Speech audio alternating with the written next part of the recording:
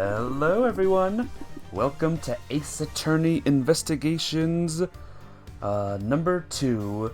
We are in the second case, so obviously there's a dog here. And today we're going to prove that he is not the murderer. Like, no matter what direction the game takes, he's not the one who killed the person, the night guy. So let's load the game up and let's see. Check out this new room that we're in. Give me a second.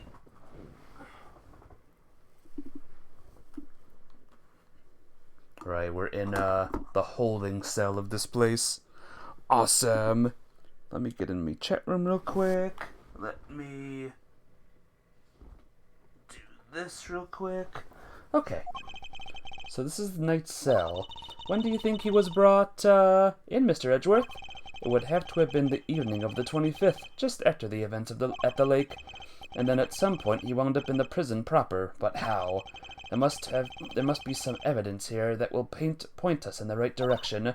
All right, let's get looking, Mr. Edgeworth. All right, what do we got here? We have a sink. Reflected in the mirror is a security camera, a great thief's greatest enemy.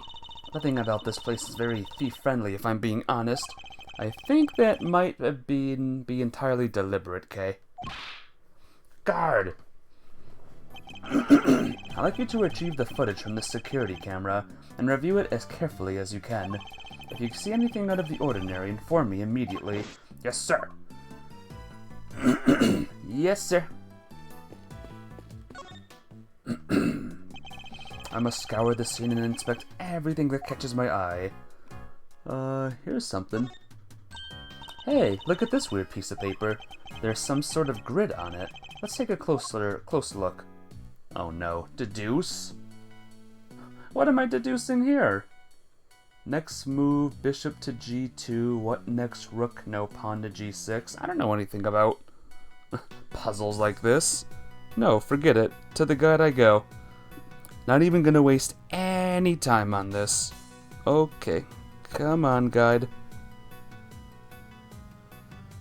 Okay. Some of the torn newspaper. Deduce. Deduce from Canis's dog chess piece that Canis' chess opponent was likely knight. Okay, this guide is awful. It's not showing, like, exactly what to even do. Chess notation, deduce from Canis's dog chess piece. What does that even mean, dog chess piece? Likely knight. But where do I deduce that, though? Game? What are you doing? Hey, Captain Chips. Oh god, it's your worst nightmare. Chess. Yep. Not only is it my worst nightmare, Captain Chips, but this guide I'm using is absolute garbage. It's not telling me exactly where to go. Dog chess piece. Okay, thank God. But welcome back. Yeah, less chess, please. Maybe remove chess, because chess is stupid. This chess game, I've seen it before. Enough with the chess chat, Mr. Edgeworth. We're supposed to be investigating here. Focus. I am investigating. This particular bit of chess chat could prove to be vital. Now, take a look at this. Can you tell me what it is? It's the chess set we saw in Mr. Canis's cell. But I don't really know the rules of chess, so the rules of the game are not important here. What is important are the positions of the pieces. Compared to the ones in Mr. Canis's cell, with these, do you notice anything? I don't know which piece is which or anything, but if you turn the diagram like this, there are pieces of the same square. I still don't see it. Nor do I care to, because chess is stupid. Indeed, there is no dog in the diagram, but that's to be expected. Apart from that, however, the positions of the pieces are identical. And, what does that tell us? Oh, I have my correspondence. As unlikely as it may seem, Mr. Canis's chess opponent was Mr. Knight?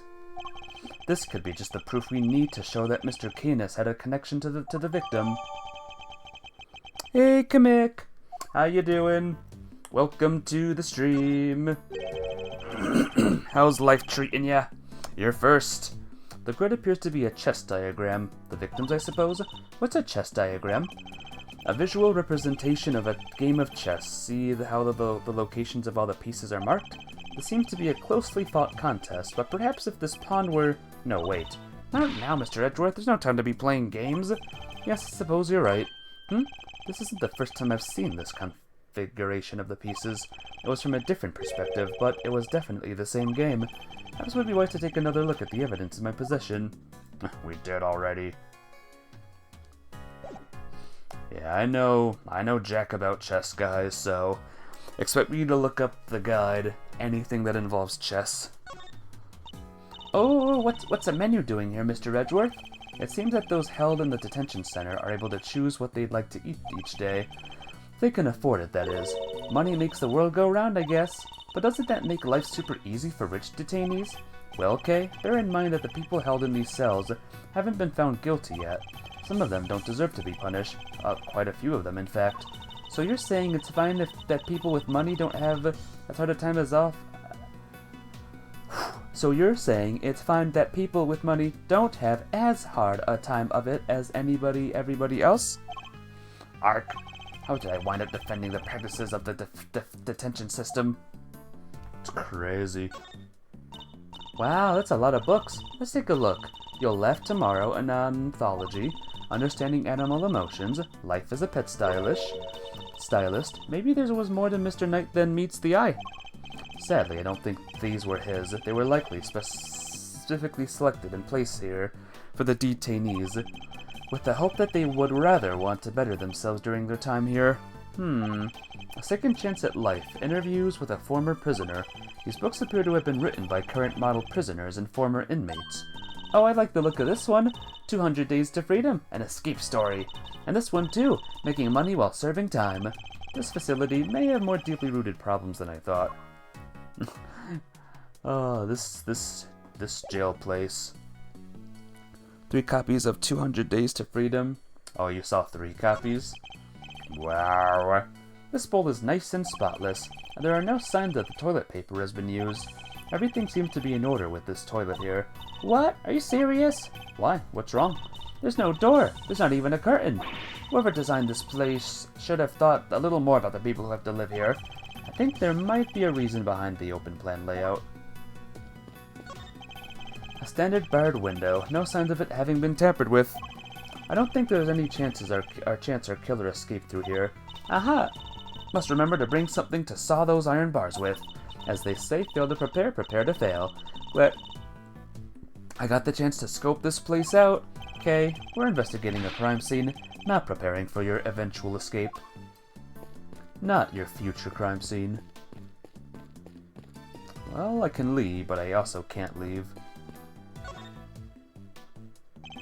I must scour the scene and everything. Why is this all dirty? Except for this area. There's something different about this spot here. This part of the floor is weirdly clean. Did somebody wipe it down or something? Why would somebody only do the part right next to the bed, though? This must be Knight's suit jacket, so I've been doing some research of my own. Oh, and what have you discovered? I've discovered that guys who look good in suits tend to be popular with the ladies. But don't worry, guys with frilly neck ruffles are next on my research list. Please stop. Hey look, this newspaper's got a chunk of it missing. You're right, a few of its pages have been roughly torn out. But why? Maybe Mr. Knight wanted to clean his cell, but didn't have a cleaning cloth?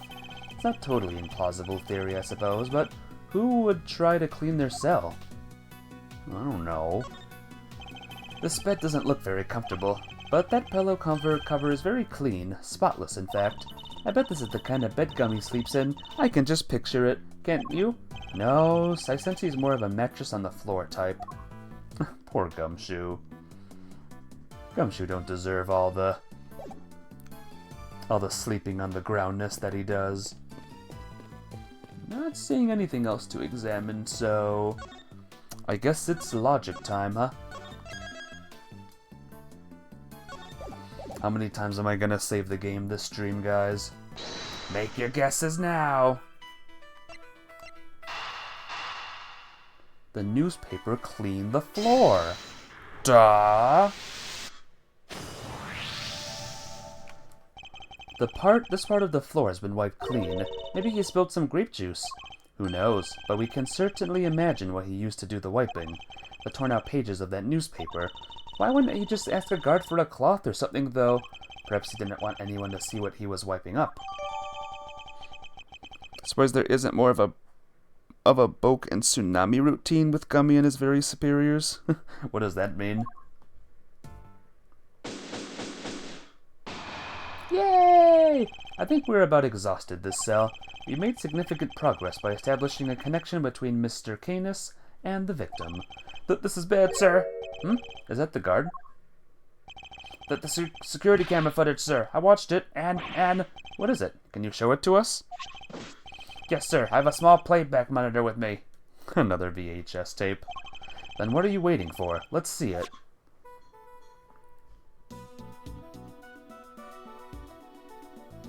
Ooh, we're seeing, uh-oh. Something attacked him. Was that? That black thing. It's that dog, right? Until now, our assumption was the crime had taken place inside the prison proper. But it seems that assumption may have been wrong. That looked like a tiny dog, though. I'm gonna say... here. Take that! Right here in the detention center. And the perpetrator was indeed Mr. Canis' dog. This is just the evidence we need. I don't want it to be, though. And if this is where Knight was actually murdered, then one of the pieces of evidence we found here in his cell takes a whole new meaning. We better save the game, then.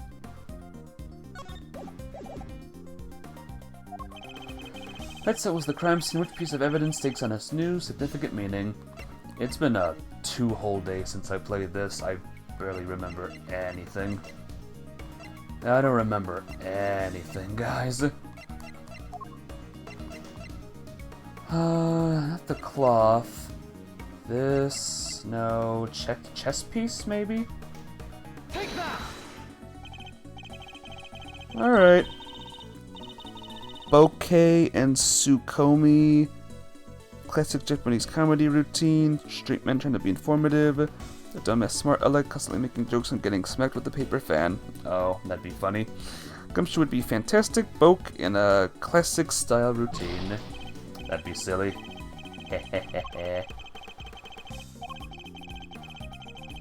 I don't remember. I don't remember. I don't remember. This, maybe?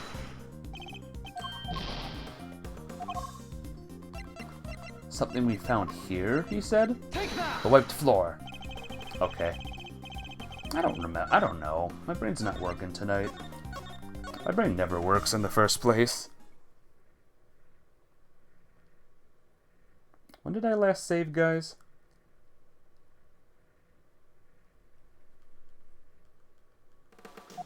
Okay, thank goodness. Take that! The floor of Knight's cell was wiped clean, presumably to remove something. Could that something have been his blood? Thank you, officer. Would you mind doing me one more favor? Name it, sir. There's a detective by the name of Gumshoe somewhere in this facility. I need you to give him a message. Tell him to have this cell tested for traces of blood and to report the results to Edgeworth. You got it, sir.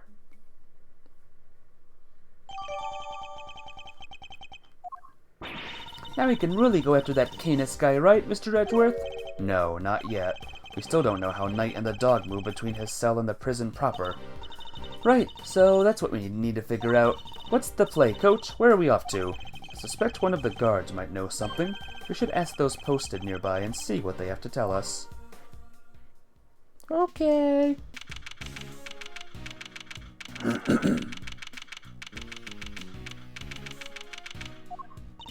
Okay, time to get asking. Huh? Oh, look, he's here. Thanks for the tour. Later. He's back! Where's Sheena at? Oh, right. Well, well, Mr. Prosecutor and his little friend. I didn't expect to run into you here. Must be my lucky day. This is Agent Shilong Lang of Interpol. He was in charge of a case I worked on 2 weeks back. I thought he had gone home to Zangfa after that, but here he is. Sheena kinda did some crimes. Yeah, kind of some little crimes. Little big crimes. You had some business to take care of, I take it, Agent Lang. You could say that. Nothing that needs concern you, though. Hee hee. First a black hound and now a wolf all in black. Hey, wait. Why are you all alone today? That's true. That he is usually accompanied by an army of police officers. I heard you were at it again a couple days back, sticking your nose into things. A couple of days back? Ah, he means the incident with the president of Zangfa. Actually, I had thought you might be there as well, heading up the security detail. Ha! Our president doesn't have much faith in the efficiency of his own country's police force. Maybe now he'll think twice before using contractors again. Amateurs.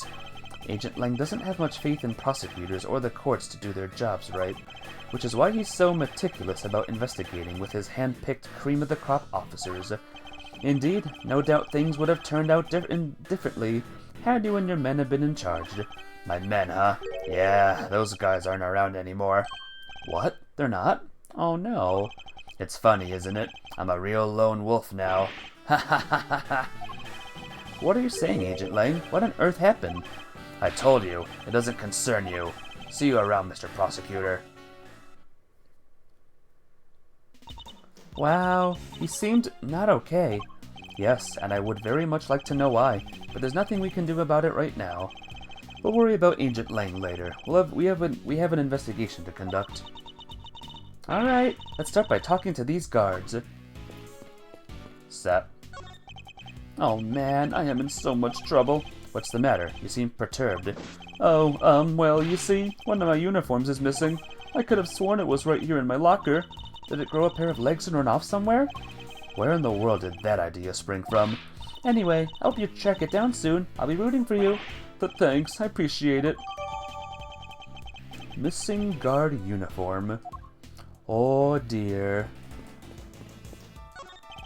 There's an assortment of trophies in here. Just once I want to give someone a trophy.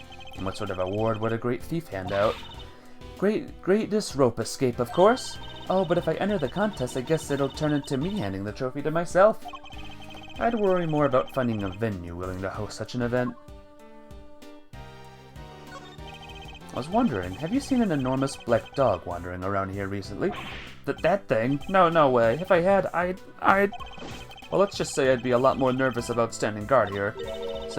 So do you and this dog have some kind of history or something? Now, Kay, you should know when to let sleeping dogs lie.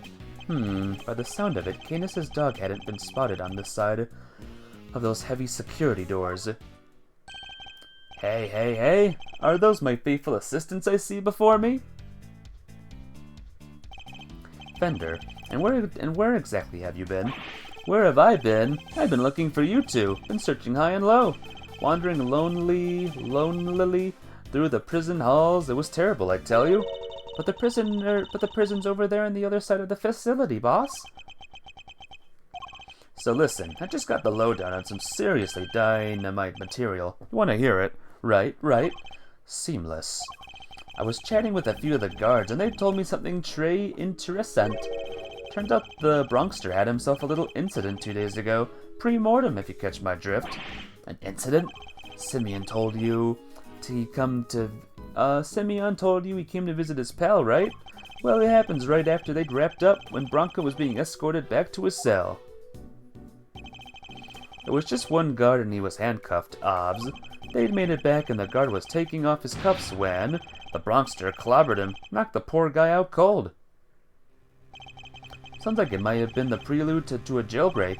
That's when the other guards showed up. They couldn't find their comrade's keys. Were there any rumblings about Knight attempting to escape? That's a bit of fries that old noggin. There were none. He just sat in his cell, then turned up dead. And what's more, he swore right to the end that he never stole the keys. They turned his cell outside out too, but no dice.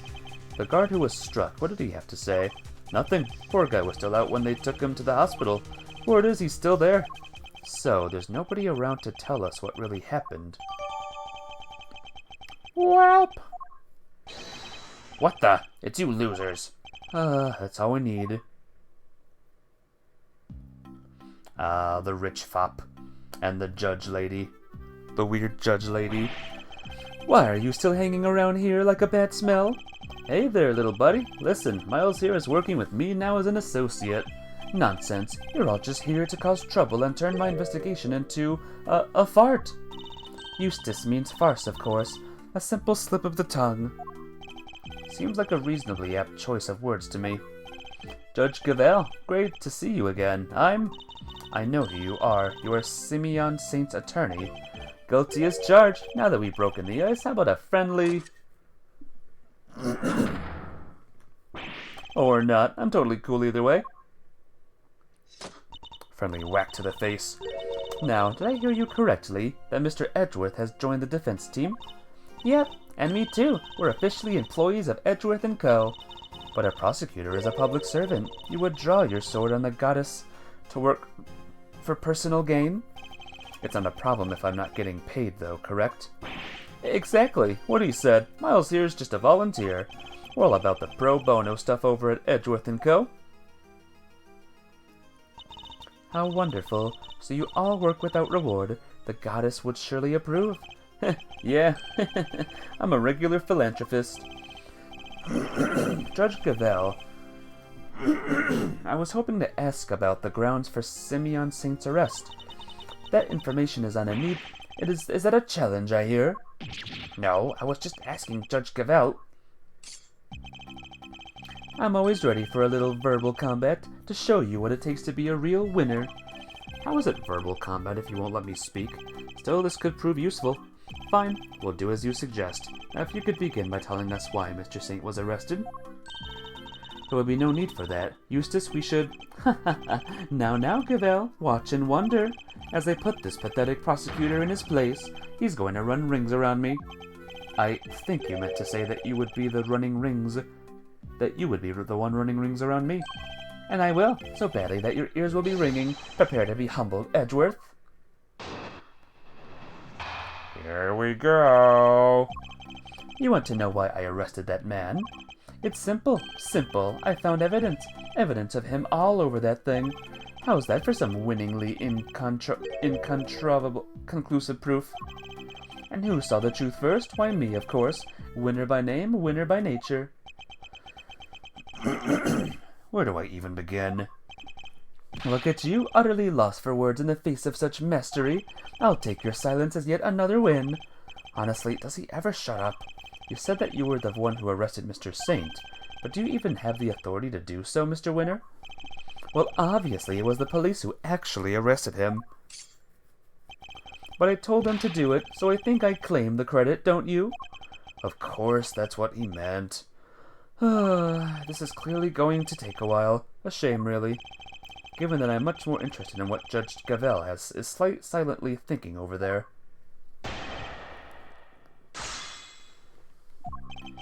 You want to know why I arrested that man? Hold it! I'm just checking, but you do know who it was you arrested, correct? Eh? Is this some kind of a joke? Of course I know who I arrested. It was Simeon Saint. Good to know he remembers that much, at least. I had rock-solid grounds for arresting Simeon Saint, first-rate reasons. Hold it! Rock-solid, you say? I'm impressed. Hold on, I know what you're doing here. You're trying to butter me up. Well, it might work on the chumps you meet in court. But it won't work on me. The evidence we found is certainly rather damning for Mr. Saint. Perhaps you should tell Mr. Edgeworth about it, Eustace.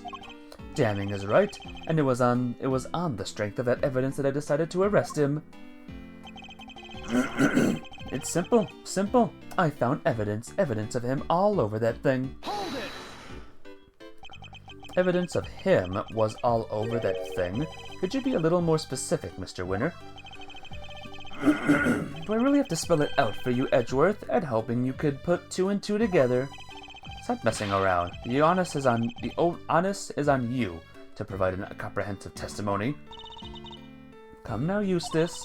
I'm sure Mr. Edgeworth and his friends would be very interested to learn how you cracked the case. They certainly look keen to hear it. Fine, if you insist, I'll fill in the gaps. Brace yourselves, because this is going to blow your tiny little minds. I bet you didn't even know, but the victim had, wait for it, a chess set with him. And that chess set was covered in the fingerprints of a certain Mr. Simeon Saint.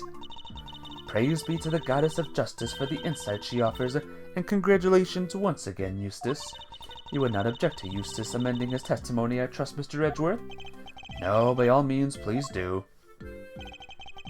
Fingerprints were right there all over the victim's chess set. Maybe I do the chess set now?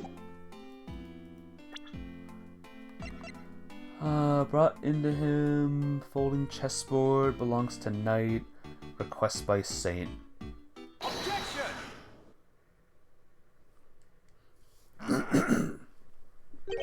So the fingerprints on the chess set are the ace up your sleeve. The what up my what? Oh, yes, the chess set up my ace up the ace's sleeve. That's right, Edgeworth. I've got a winning hand, as usual. Only your winning hand is a busted flush. But you see, it was Simeon Saint who brought that chess set to the victim in the first place. Therefore, it's only natural that his fingerprints are all over it. Yeah. That took a while to sink in.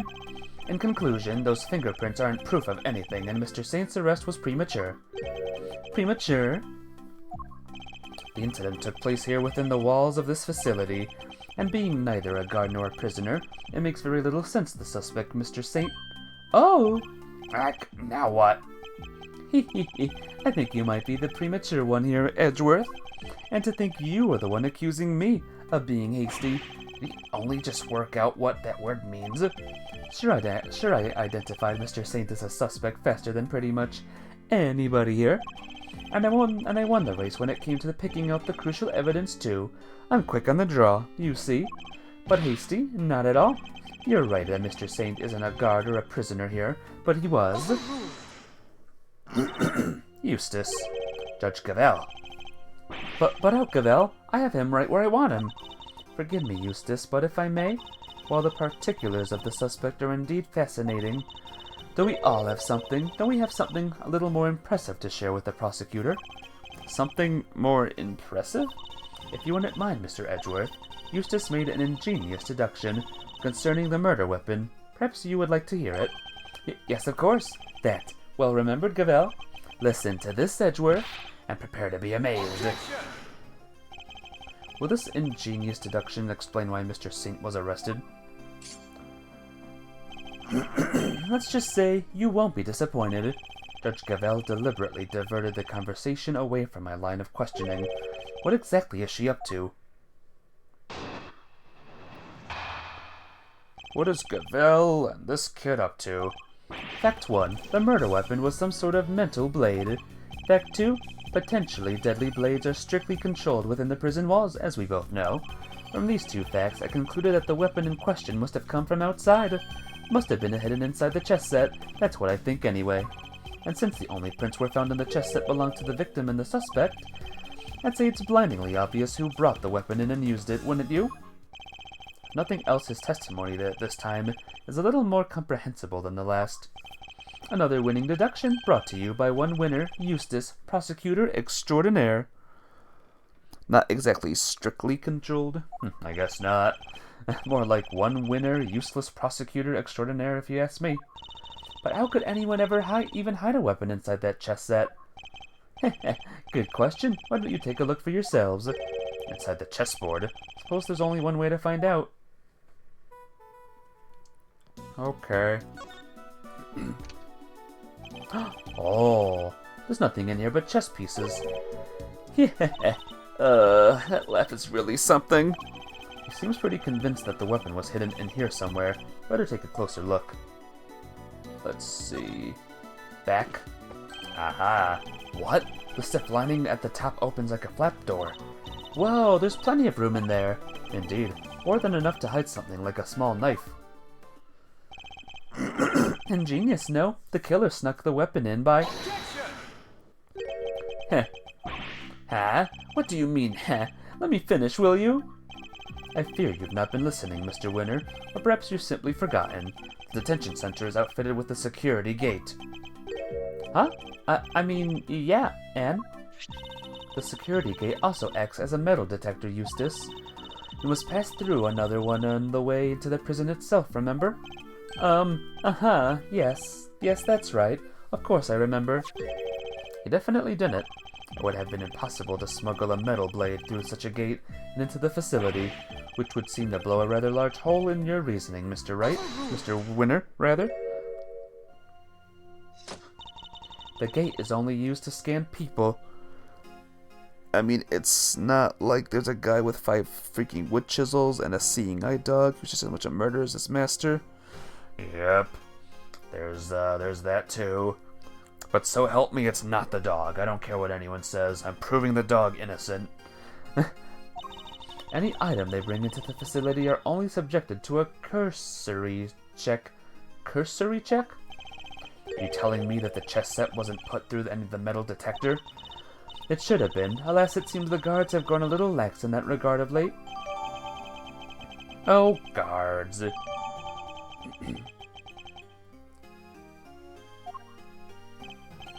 Very good. Thank you, Cavell. It was my pleasure.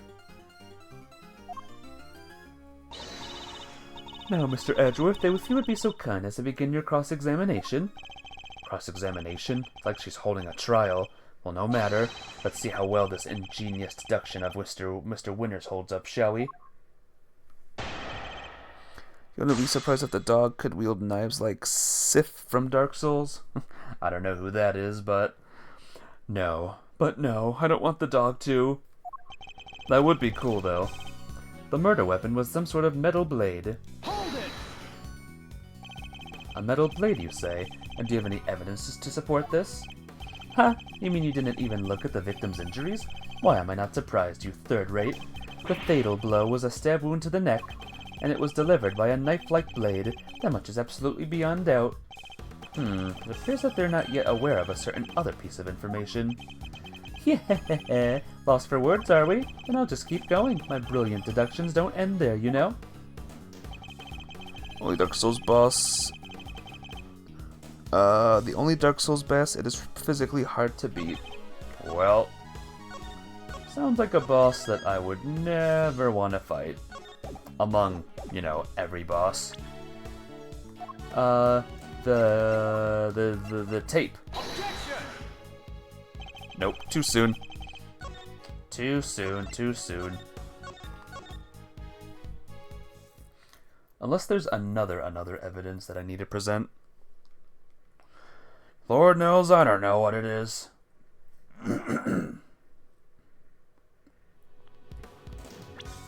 Other evidence, though. What would it be, though? What is this other evidence? Wiped floor? Dog? Is it the dog? Objection! Nope.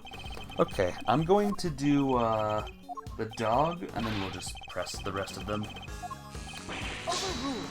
And if we still don't know the answer, then the boss isn't difficult. It's just that Sif is a good boy, and all he's doing is protecting his master's grave. Poor Sif. Alright, shut up.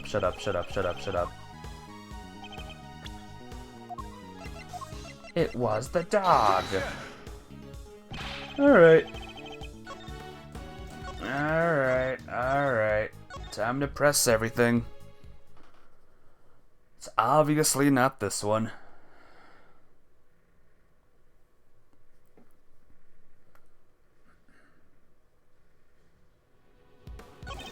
Hold it!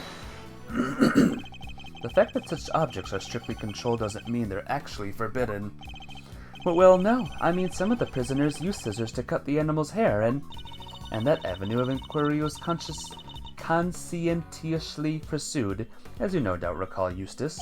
Yes, if one bladed object had been sighted out by a single prisoner at the time of the incident, the item was tested for traces of blood, but none were found. Suppose he's referring to the scissors Mr. Sawit was using. So there's no way the blade in question came from inside the prison. From these two facts, I concluded that the weapon in question must have come from outside. Hold it! Outside? What does that mean exactly? Haha, the opposite of inside, you numbskull. Was it an attempt at clarification or a put-down? Because it clearly accomplished neither. What Eustace means to say is that it must have been brought in from outside the prison by Mr. Saint. Honestly, Edgeworth, if you haven't figured that out by now, then you're an even bigger loser than I thought. The feeling is mutual, believe me. Mr. Saint clearly brought the murder weapon into the prison. The question is how? Must have been hidden inside the chess set, that's what I think anyway. Hold it! But no murder weapon was found at the crime scene, and there's nothing inside the chessboard either. I'm curious, Mr. Winner, do you also have thoughts about where this weapon might be? Well, the perpetrator must have hidden it somewhere in the prison. Is there a problem with this claim? There's a problem. They hid it somewhere inside the prison? That seems unlikely. In fact, I can prove it's not the case. Uh-oh. What evidence suggests the murder weapon isn't hiding somewhere in the prison? Damn. I have no idea. The security gates, maybe? Even though it doesn't work half the time or something? You said something about cursory, whatever that is? Take that! Okay. To the guide we go.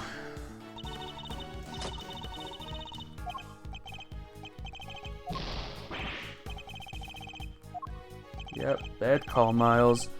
Bad call, Ultimas. Save often. Save 10 times as much as I do.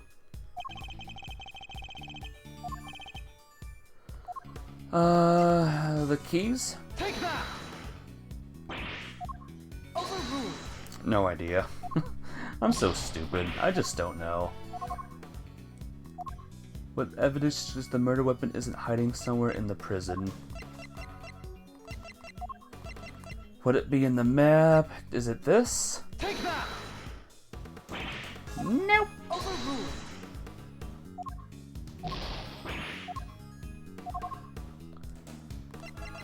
Hiding. Bodies covered in dirt. Is it hiding in the dirt?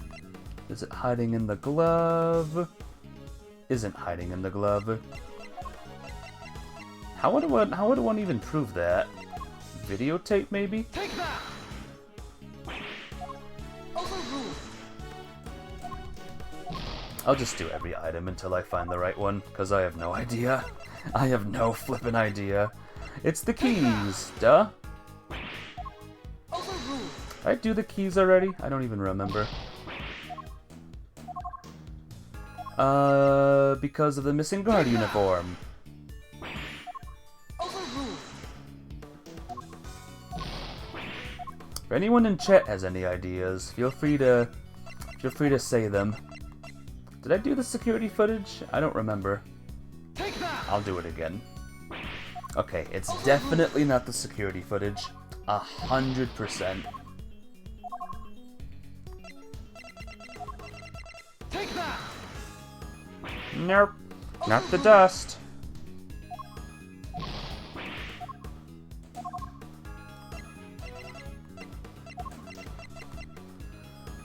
It can't be the chess diagram.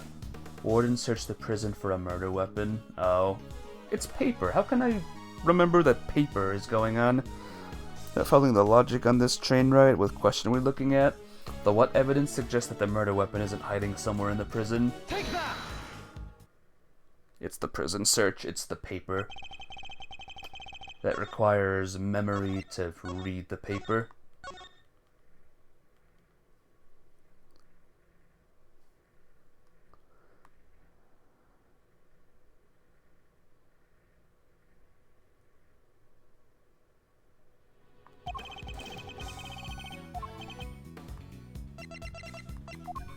Take that! There we go. I'm starting to worry about your memory, Mr. Winner. Didn't you and the good judge search the prison with Warden Lagarde? And didn't you fail to find a likely murder weapon?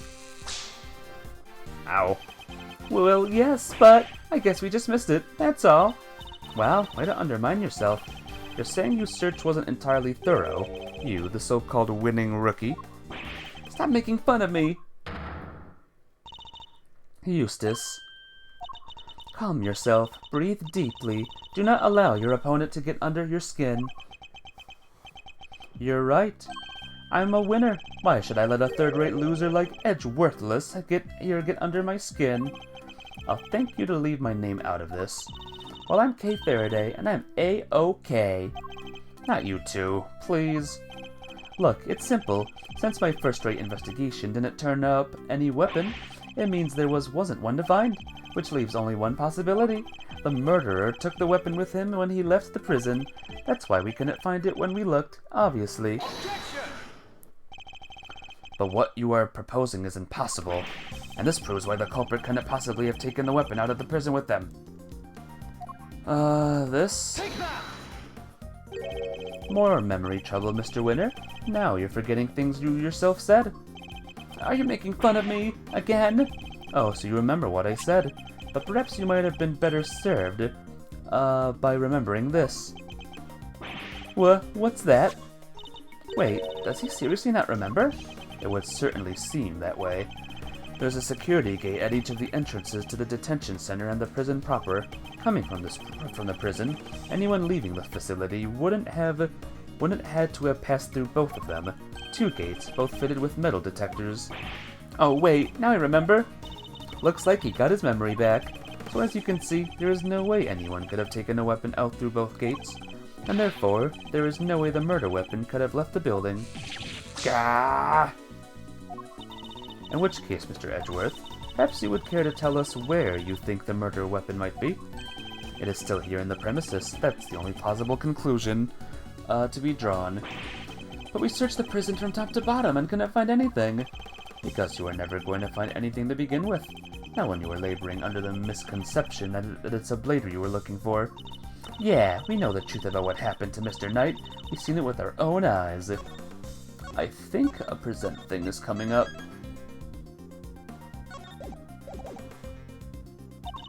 That is quite a claim. I assume you have the evidence to support it. What is the weapon that was used to commit the crime? Take a look at this, Judge Gavel, and the weapon used in this case will become clear. Take that! This is footage from the security camera trained on Knight's holding cell. Now watch it for yourselves and see.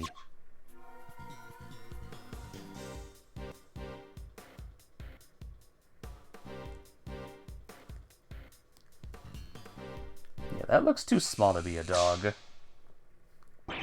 What? But how? This footage captures the moment the victim was attacked by a black dog. More than sufficient proof of how he really died, wouldn't you say? Yes, it's certainly significant. So now we know that Knight was in fact killed by his cell by a vicious dog. A dog that moved the victim's body to the prison workshop post-mortem. Slow the footage down. We know this thanks to an eyewitness who saw the dog in the workshop when the body was discovered. Of course, I think we can all agree that there is no way the dog could have planned such a crime itself. Indeed, for I fear it may be his handiwork after all. Overruled. That's quite enough of that, Mr. Edgeworth. Judge Gavel, you are correct that this footage is an important piece of evidence, but it also raises an important new question, a question that I suspect you have also been asking yourself. She's right. There's one major problem with my version of the events. The black dog, the one that belongs to one of the inmates. How did it move between the holding cells and the prison proper as well? Oh! How do we answer that one, Mr. Edgeworth?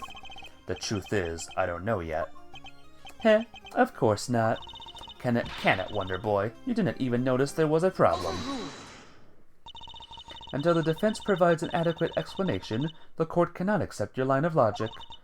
That is all. This court is adjourned. Very nice. But wait, there's still so much more to explore. Overruled. Court is no longer in session, Mr. Edgeworth. If you would be so kind as to leave the courtroom. Court was never in session in the first place. Once again, this court is adjourned. Objection! We may not have all the answers yet, but you haven't explained anything else regarding Mr. Saint. What do you mean? Just as we don't know yet how the dog made it into one of the detention center's holding cells, You can't know how Mr. Saint could have made it inside the detention center, let alone the prison either. He would have been allowed as far as the visitor's room to see his friend, but no farther. So it's hard for me to conceive how he could have committed a crime in a place he had no access to. Judge Gavel, I believe it's your turn to provide some proof. Proof that Simeon Saint was able to enter the prison. Haha. You wish for the court to provide you with proof? Highly irregular, but very well. What? They actually have something? Now seems like a good time as any. And I suppose you have been kind enough to share your own theories on the case? What's she building up to here? Mr. Edgeworth, I suspect you don't know what Mr. Saint does for a living, so allow me to fill you in. He is a circus performer. A what? Yes, perhaps you've heard of the Very Big Circus. It is the Very Big Circus.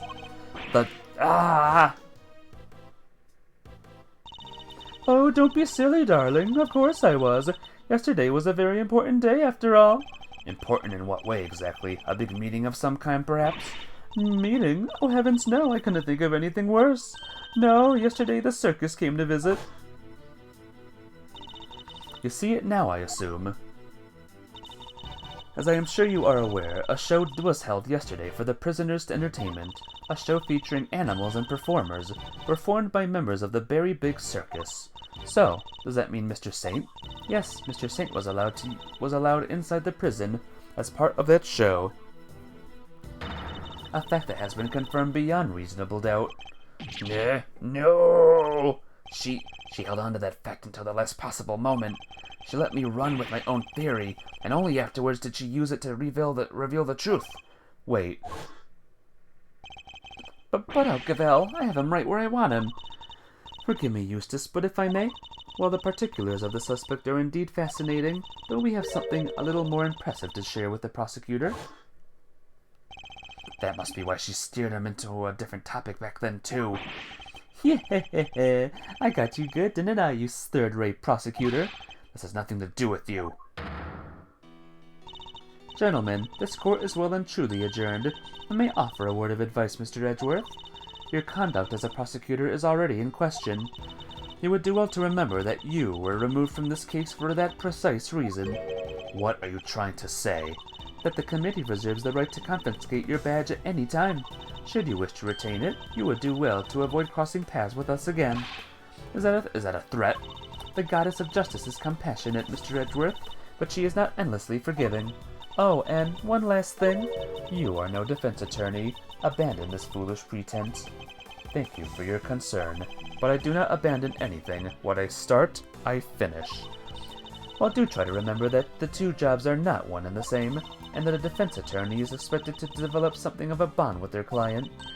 Next time, finding out your client's real occupation might be a good place to start. Gurk! Now I really must be going. May the goddess of justice watch over you all. My gosh. What a toughie. So, Simeon lied to us.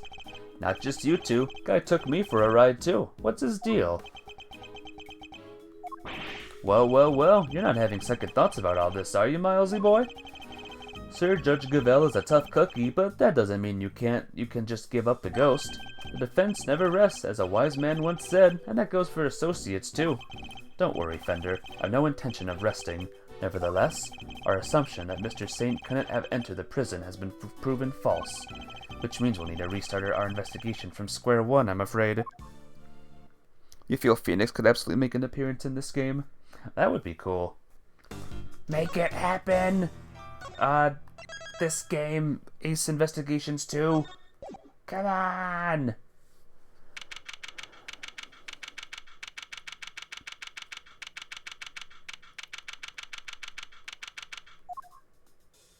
Alright, bro. We have to talk. You withheld information from me. Why? Eep! I didn't withhold anything, or at least I didn't mean to. Okay, so you are a member of the Very Big Circus, right? No, I mean, yes, but no. I'm not really a member. I'm still new. That's irrelevant. You're still a member. Eep!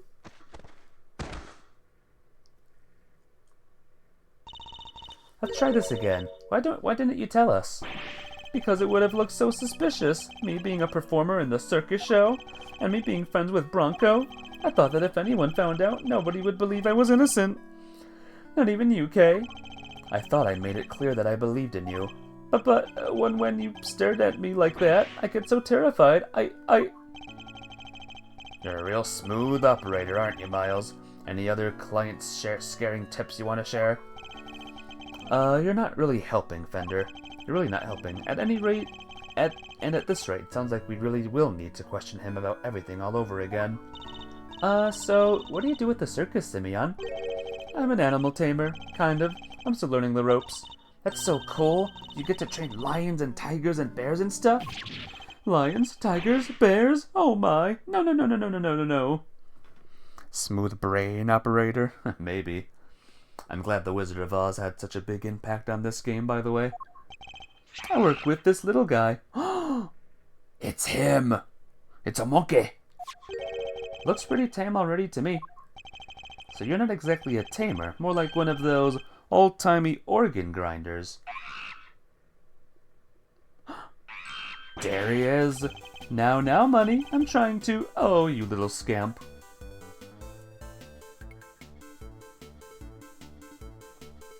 I'm glad Ratatouille had such a big influence on this game. It's monkey. You remember Money, right? Something tells me it's the organ grinder who's being monkeyed around. When we spoke to you before, you said you worked at a company. I was telling the truth. The circus really is a company. You all have titles and everything. The ringmaster's the CEO, and I'm I guess call me a gopher. Even have a line manager. She's head of the animal timing department. It's part of the showbiz division. She's such an inspiration. There isn't a creature in the world she couldn't convince to do her bidding. I have a feeling I know who it is. Heh, even Miles here? I'd like to see somebody whip him into shape. I am not some kind of creature, Fender. So this line manager, was she working with you on the show? Yes, it was just us two. It wasn't all that big of a job compared to what we normally do. She's usually the one performing on stage. I just do all the monkey work. But I did have a big part this time. So only 2 members of the circus are relevant to this case. Alright, talk me through your movements here at the facility. Sure, I came to see Bronco at around noon 2 days ago. And that was when you brought him the chess set? Yes, and that same evening I started work on setting up the stage in the yard. It was so hard, I had to haul everything in by myself over multiple trips. They let us use one of the rooms in the prison for storage. Workshop A, I think. Workshop A, where Knight's body was found. You mean your boss didn't help you? Oh no, I could never ask her to schlep all that stuff around. Like I said, the monkey work's my job.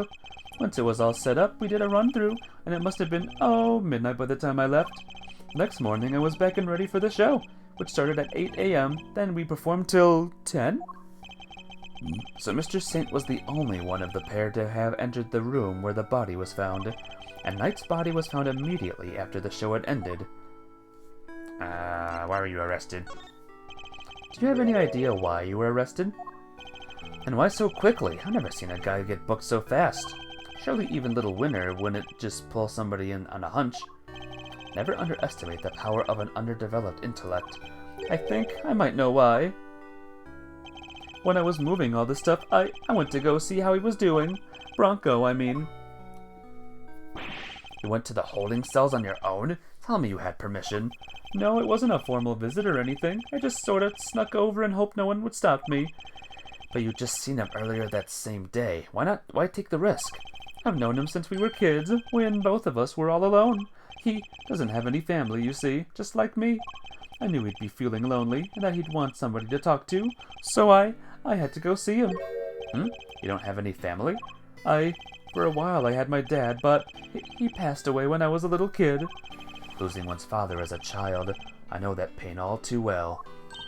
He's just like you and me, Mr. Edgeworth. There was nobody else nearby when you went to see him? No, the other holding cells were empty, and I didn't see any guards. Well, somebody must have seen you, or you wouldn't be in there. Oh, no, I messed up so bad, didn't I? So the assumption is that something happened while the two were alone together. At least I imagine that would be winner and Judge Gavel's thinking. In any case, I think we'll need to speak to your boss next. Ooh, snap! Last I heard, she's supposed to be around today. Stu, somewhere in the yard. Tell her I'm sorry, won't you? I'm so sorry. I can't believe I let this happen. Sure thing, Simeon. We're here for you. If there's anything else we can do, just say the word. But, I mean, there's nothing I can do for you in return. You don't have to worry about that. We're friends. We know what it's like to be in your shoes. We're all part of the same club after all. Right, Mr. Edgeworth? Unfortunately so, I'm afraid. Thank you for sharing such personal details with us. By the sound of it, you've had little reason to kill Knight. If anything, you're the one most affected by his passing. And what's more, I simply don't believe a person as gentle as you is capable of murder. Rest assured, we believe you, and we will get you out of here. Well, what do we have here? A gosh darn defense attorney, that's what. Bravo, big guy. I can't believe I'm saying it, but you even reminded me of your old man for a moment there. I did? In the Book of Gregory, an attorney is a friend to the friendless. Simeon, me bucko, this guy'll suffer any hardship for your friendship. Things are gonna be shiply amazing. I didn't realize Talk Like a Pirate Day had come early this year, Fender. But that's just the thing. You never know when a pirate will strike next. Anyway, kid, want some candy? No thanks, I don't like sweet stuff. Oh, huh? Bummer. I wouldn't mind a nice ship myself. A great thief's galleon for a dread pirate K. Yar har, me hearties. We'll sail the seven seas together and claim the greatest treasure of all, the truth. Shiver me timbers, you two will be the death of me. Come on, let's set sail for the prison yard. But no sea shanties on the way, please. What would we do with a drunken sailor? What would we do with the... Look! The shutter's open! That's the way out to the yard, I believe. Let's go take a look. Come on, what are you waiting for? Heh, someone's excited.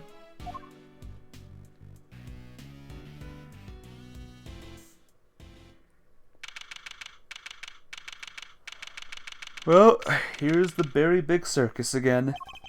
So this is the famous yard. The circus performance was taking place here just before the body was discovered. Check it out! It's like the backdrop to some epic festival.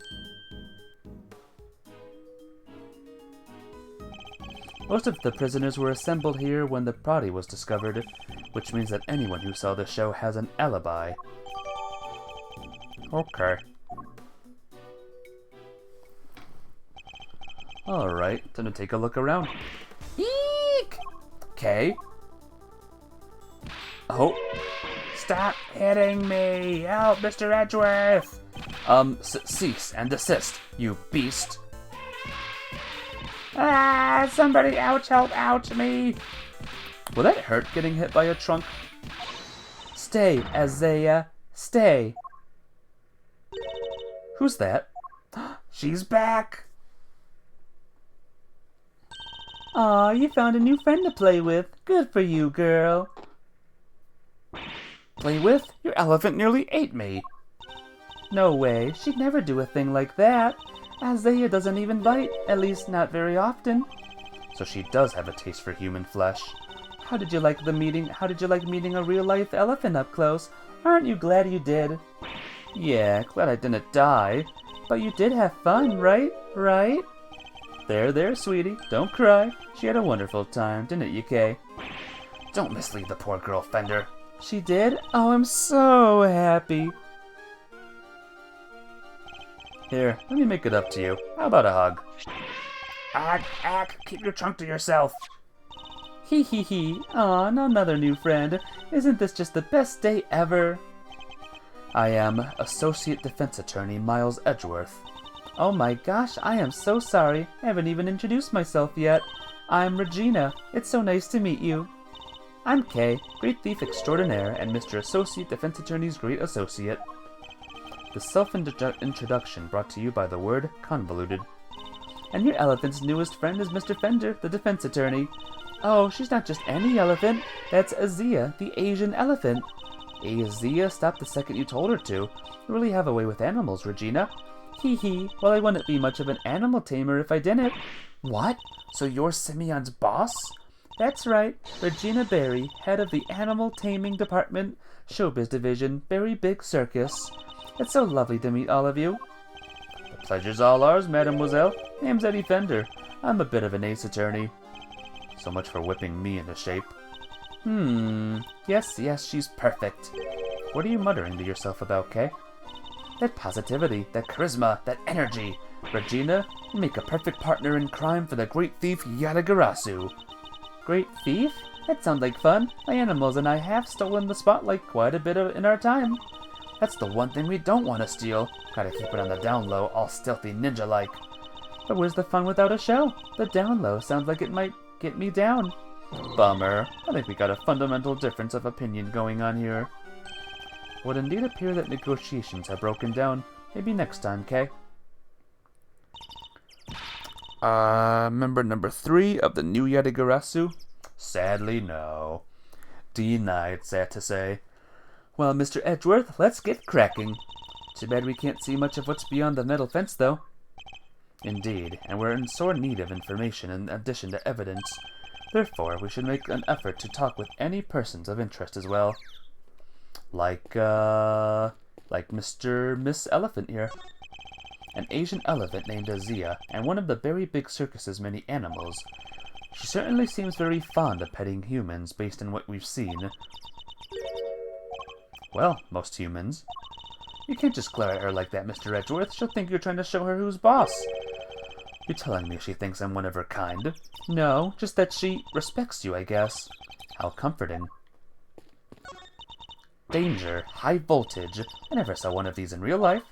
Hey, that must be the fabulous garden outside the warden's office over there. Ah yes, Warden Lagarde mentioned being able to see it from her window. On the detention center side. Wish this dumb barbed metal fence wasn't in the way, though. I thought it was all one big yard. Given how protective the warden seemed of her little bit of earth, I imagine it's to keep riffraff like us out. Alright, hello, Regina. Long time no see. Long time no see with you and your music. You're the head of the Animal Taming Department. You must be Mr. Saint's boss. That's right. My dad founded the Berry Big Circus, but he passed away. He was murdered. I'm sorry to hear that, but we have a new ringmaster now, and he's made the circus bigger and better than ever. Well done, Mo. He's such a nice man, and he was a good friend of my dad's too. Wow, that's great. Lucky you. I know, right? It was his idea to set up departments like animal taming, magic, and ventriloquy.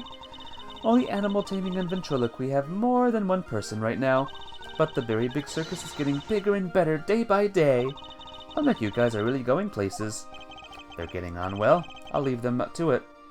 How will they compete with the Grammarys, though? That's the real question. Yeah, I think she has grown up a bit. How old is she now, I wonder? She is 17 at this point in time.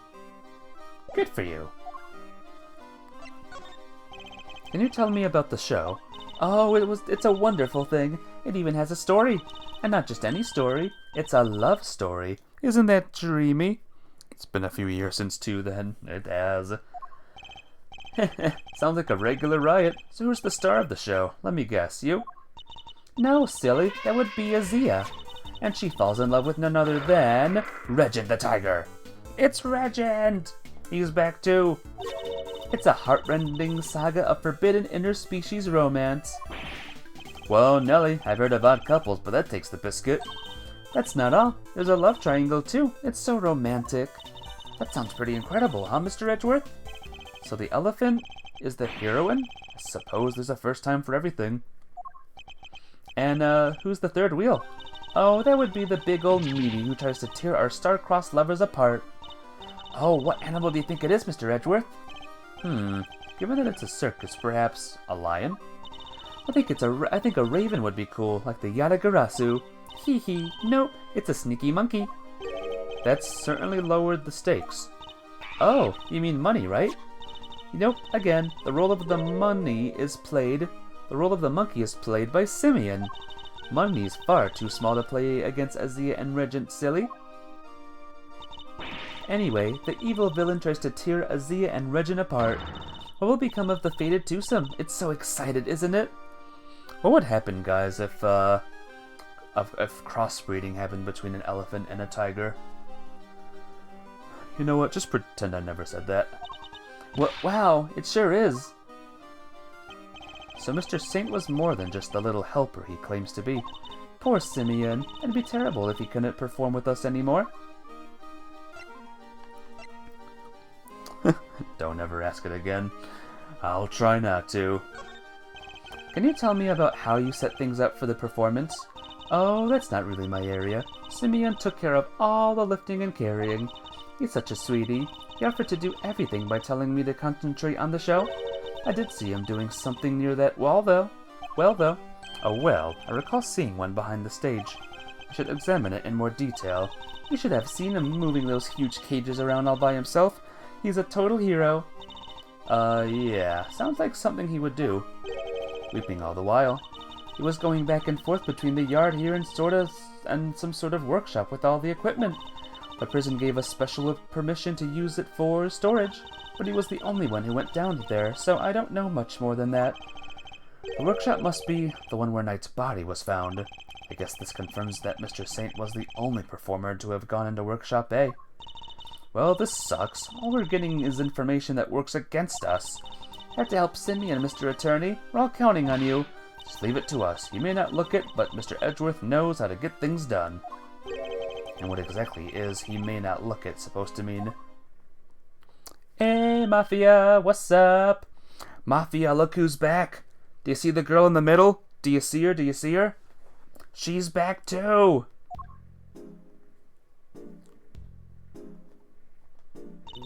Regina, a cupcake. Oh, Warden Lagarde. I've been simply dying to sit you down for a chat, you exquisite little thing. You remember Regina, right, Mafia? There she is. She back. You do? You remembered. Awesome. How was your day, though? Have a good one? Good end of week day? Do you mind if I ask a little about the prison? Oh, not at all. This place is my pride and joy, my home. Sure, it was a prison when I first arrived, and it was awful, an utter disgrace. Awful? I suppose you mean the prisoners were unruly. I most certainly do not. They're angels, every one of them, and they always have been. No, it was the ambience that was awful. I fretted, I brooded, and then it hit me. The animals. If anyone could brighten up the place, it was them. It is nice having them around. Isn't it just? And now look at my fabulous little family. Why, my darling Frankie is the very picture of rehabilitation. Except when he's rifling through a dead man's pockets. Mr. Sawit. Watching some movies with family? Ooh, what you watching? We have so many success stories among the family, but darling Frankie really is a marvel. He's thrown himself into his vocational training and is always the first to volunteer for everything. What? And your other model prisoners don't do that? Oh, of course they do, my dear. Of course. They're all such triers, such doers. It's just that Frankie, he let's just say he knows what's good for him. What exactly does she mean by that? Anyway, he's a very good boy, so do try to be nice to him, won't you? Arthur the King. Ooh, I've never heard of it. Is it good? Loud soaring music, great leaping animals. The Very Big Circus truly has it all. Hee and everybody who comes here gets to see it once a month. Really? In that case, let me see. She'd better not be thinking of something to confess to. This monthly show, is it always performed by the Very Big Circus? But of course, sweetie, I'm Regina's biggest fan. That girl's my little princess, my superstar. She's so wonderfully talented. Yes, she is. She is. Oh my god. And she's so adorable, so sweet, I could just gobble her right up. You're not lying when you say you're her biggest fan, huh? I am her biggest, at, this many pounds. Which is why I'm worried about her. So worried. It's all because of poor Simeon, you see. If he's found guilty, why, darling Regina will be devastated. So you simply must make sure that doesn't happen, Mr. Lawyer. Please, I'm begging you. If there's anything I can do to help you clear up this awful misunderstanding, you let me know. It has a dog. Aww. That's all a movie needs to be good, is have a doggy. Haha. There's also a dog in this game. So what else are we doing now? This must be the stage for the show. Think people would be interested in a great thieving show? Sure, the police would be very eager to attend. Oh, this guy's here. You remember this guy, right, Mafia? Were you here? I think you were here when we saw this guy. Mr. Attorney, sir, and how are you today, if you don't mind me asking? Today? We were just talking to you earlier, Mr. Sawit. Oh, heavens, I do apologize. Ever since I came to call this place home, I've been working on my interpersonal skills. You see? Saw him for a little bit. Do you remember when you, first saw him, though? Which game he originally was from? In order to be annoying as possible. I'm currently helping out with the circus show's stage teardown and cleanup, but if you have need of me, I'll do my utmost to help. I'm just chipping in and doing what I can, model prisoner that I am. Yes, my stay in this prison has seen me reborn. The Frank Sawit you see before you was a changed man. Not really. Think of the very, very first case in the very, very first game. Mafia. Unless you never saw that case, but I think you did. A changed man who now targets the recently deceased? No, you misunderstand. That was just a moment of madness. A moment of madness? You're a disgrace to all thieves everywhere. You're right, of course. I can't deny it. I still have a long way to go. As a thief? Anyway, as you can see, I have a shiny new bracelet now, so it's the straight and narrow for me. Like I say, I'm a model prisoner. Not that a real model prisoner would need to keep telling me that. What's that one song? I am the very model of a modern something prisoner. I'm doing everything I can to prepare for my eventual return to society. Yeah, you even skipped the show to focus on your training, didn't you? That's right, only 2 inmates were absent, Sawit and Canis. Basically, Mafia, this was the very first murderer. In Phoenix Wright Ace Attorney Case 1, he was the first one. That was the murderer. And I guess he was lower on the kill this man list than we thought, because he's still here. Why didn't you tell us about Mr. Canis sooner? Look, I don't think there's an inmate in this prison who'd talk about him if they didn't have to. Well, you could say he's the real one in charge around here. See, look, Mafia, there's a dog. That means this game is the best game ever. But you can't pet the dog, I don't think. You didn't hear it from me, but, well, I guess it comes with being the fixer. The fixer? Yes, anything you need, he can get it for you. But how does he get away with that? I'm not sure, but he's the only one who does. I heard he has a secret way of getting things into the facility. I imagine being the fixer affords Canis certain privileges. Not that I concern myself with such things anymore, of course. I'm far more interested in perfecting my mud pack application technique. And what are these mud packs exactly? They're a special type of mud treatment, rich with minerals, and works wonders on their coats. I've been practicing on the animals here in the prison. Hope to treat them all eventually.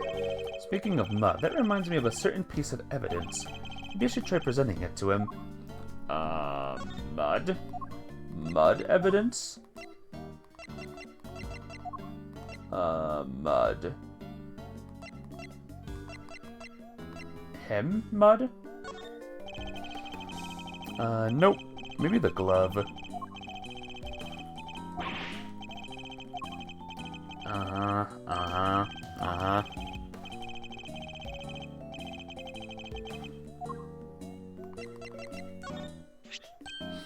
That's the rubber glove I dropped. Would you care to explain why it's so dirty? Oh, of course. That's mud from one of the pet treatments I've been practicing. I was giving one of the animals a mud pack right when the incident happened. I see. Around what time would this have been? Let's see. The show had already started, so around 9 a.m. perhaps. The thing is, the more mud I applied, the more in the zone I got, and the darker the animal's fur became. There's no trace quite like the trace one enters when one slathers an animal with thick black mud. I think the stress of a prison might be getting to him. Of course, it's all thanks to the warden that we have access to such wonderful distractions. I'm eternally grateful, truly I am. I guess that's it with this guy. Whoops. Here's the well. Remember the well, guys?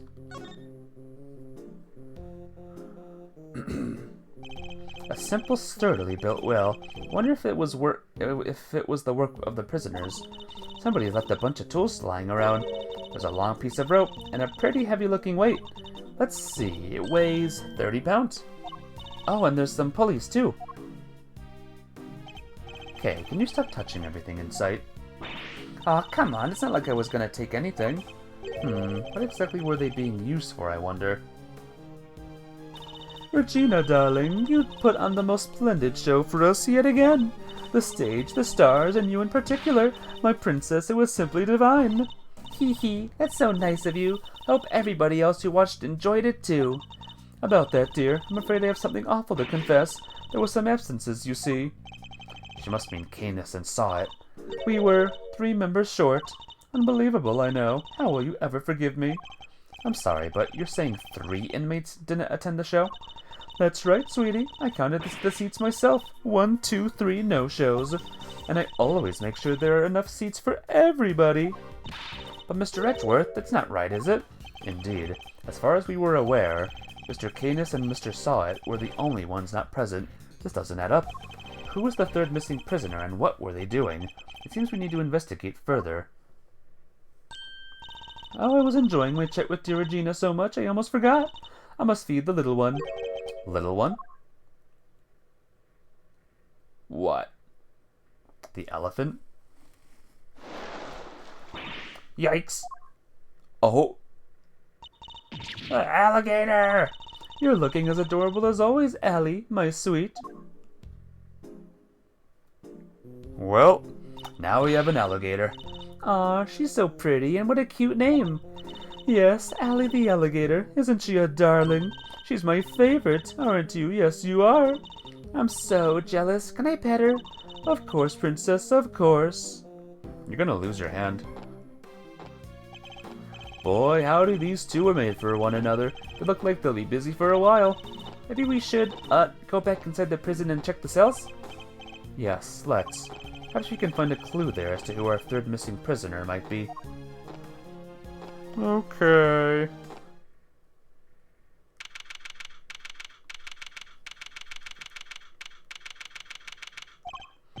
Sir, Mr. Edgeworth, sir. Ooh, I finally caught up with you. Gumshoe! Detective, you're not needed elsewhere. No, the judge and the kid aren't here yet.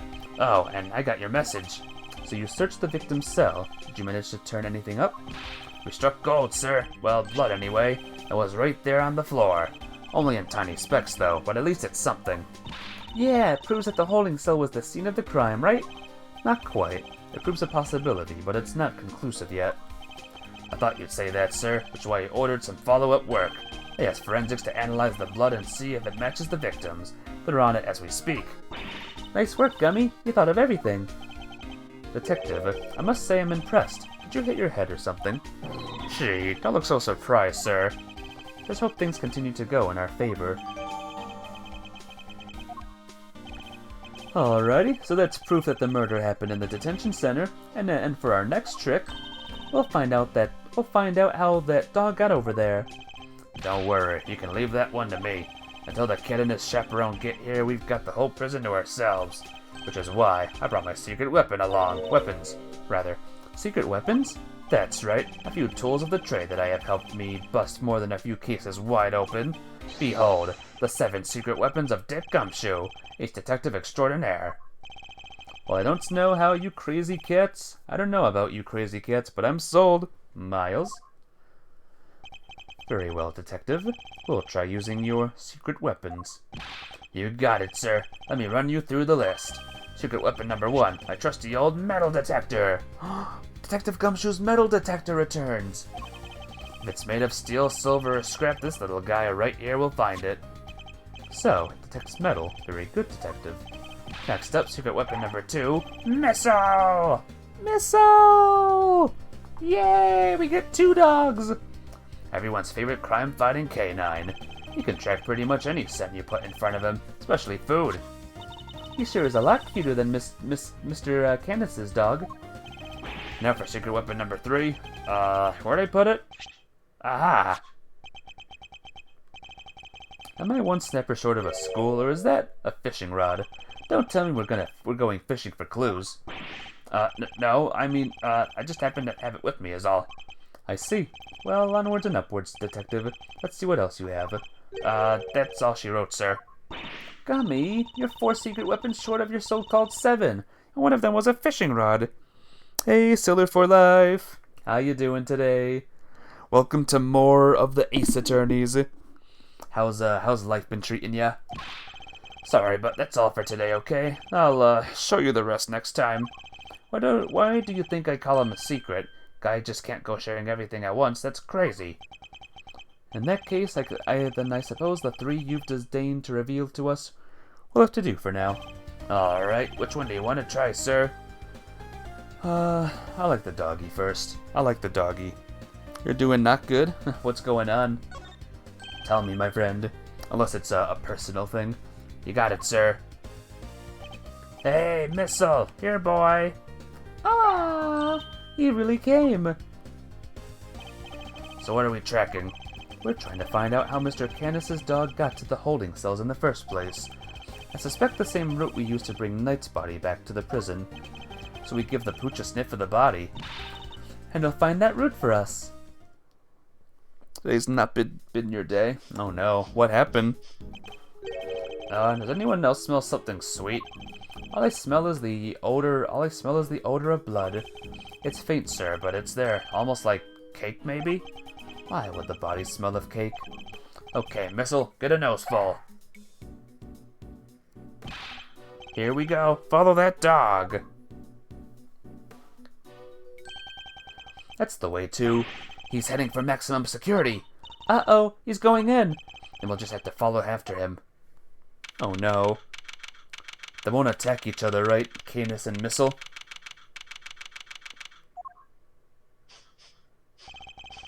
This is Canis' cell, though the man himself is absent, it seems. Is he meeting with someone in the visitor's room? Do you think Missile's onto something?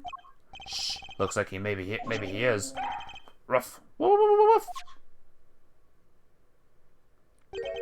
Is there something here? Let's get snooping, Mr. Edgeworth. Cookies. Tea and rice crackers. Mr. Canis clearly doesn't lack for comfort. I can think of way worse to spend my time in jail than drinking tea and playing chess. I thought this was maximum security, but not maximum comfort. How come nobody else gets the special treatment? Complaining to me isn't going to help. Perhaps you could take it up with the man himself. Yikes, no thanks. Mr. Canis' chess set, complete with his special dog piece. It's not a chess set, it's the whole chess table with legs. Looks like it might be worth something too. It's not inconceivable. Some of them are. This is quite a nice one. Never would have pegged Mr. Canis as a chess fan, though. What with the whole Eastern aesthetic he's got going, I thought he'd be more into Go. Go, huh? Can you play? I can play Go Fish. Not the same thing, Kay. Not even close. Imagine if there was an anime involving Go. That would be crazy. Woke up at 2 a.m. because he had a bloody nose. Ew, that sucks. Couldn't go back to sleep. You slugged through today. You took a nap at night. Woke up at 9 at night. Ew, not in the morning. So your sleep schedule will be screwed and you won't be able to sleep for like 2 hours. Oh no. Hopefully, somehow you can stay up, for a bit. And then maybe sleep for the rest of the night somehow. There's a bell here. Well, hopefully, you can enjoy the stream, Sailor, the best you possibly can. I'll try to provide you top-notch commentary and reading and stuff. Hopefully, your sleep schedule gets back to normal. Look, Mr. Edgeworth, this chisel on the floor is a bit smaller than the others. I'm no woodworker, but perhaps it's an all-purpose one that can be used in a pinch, regardless of the job. An all-purpose pocket chisel makes sense. Always nice when the tools are useful and easy to carry. Is that your opinion as a thief? Nope, it's my opinion as a great thief. I walked into that one. What about the bell, though? Mr. Canis's chisels, everyone a potential murder weapon. The intent to relax, but you might. Hopefully you can get a good night's sleep tonight. Might be tilted? What does that mean? I don't know what that means, I'm sorry. That reminds me of something. The furrows in your brow. When you frown, it looks like somebody took a chisel to your forehead. I have no idea what you mean. See? They're so deep. Don't tell me you don't see it, Mr. Wood-carving face. You're quite finished.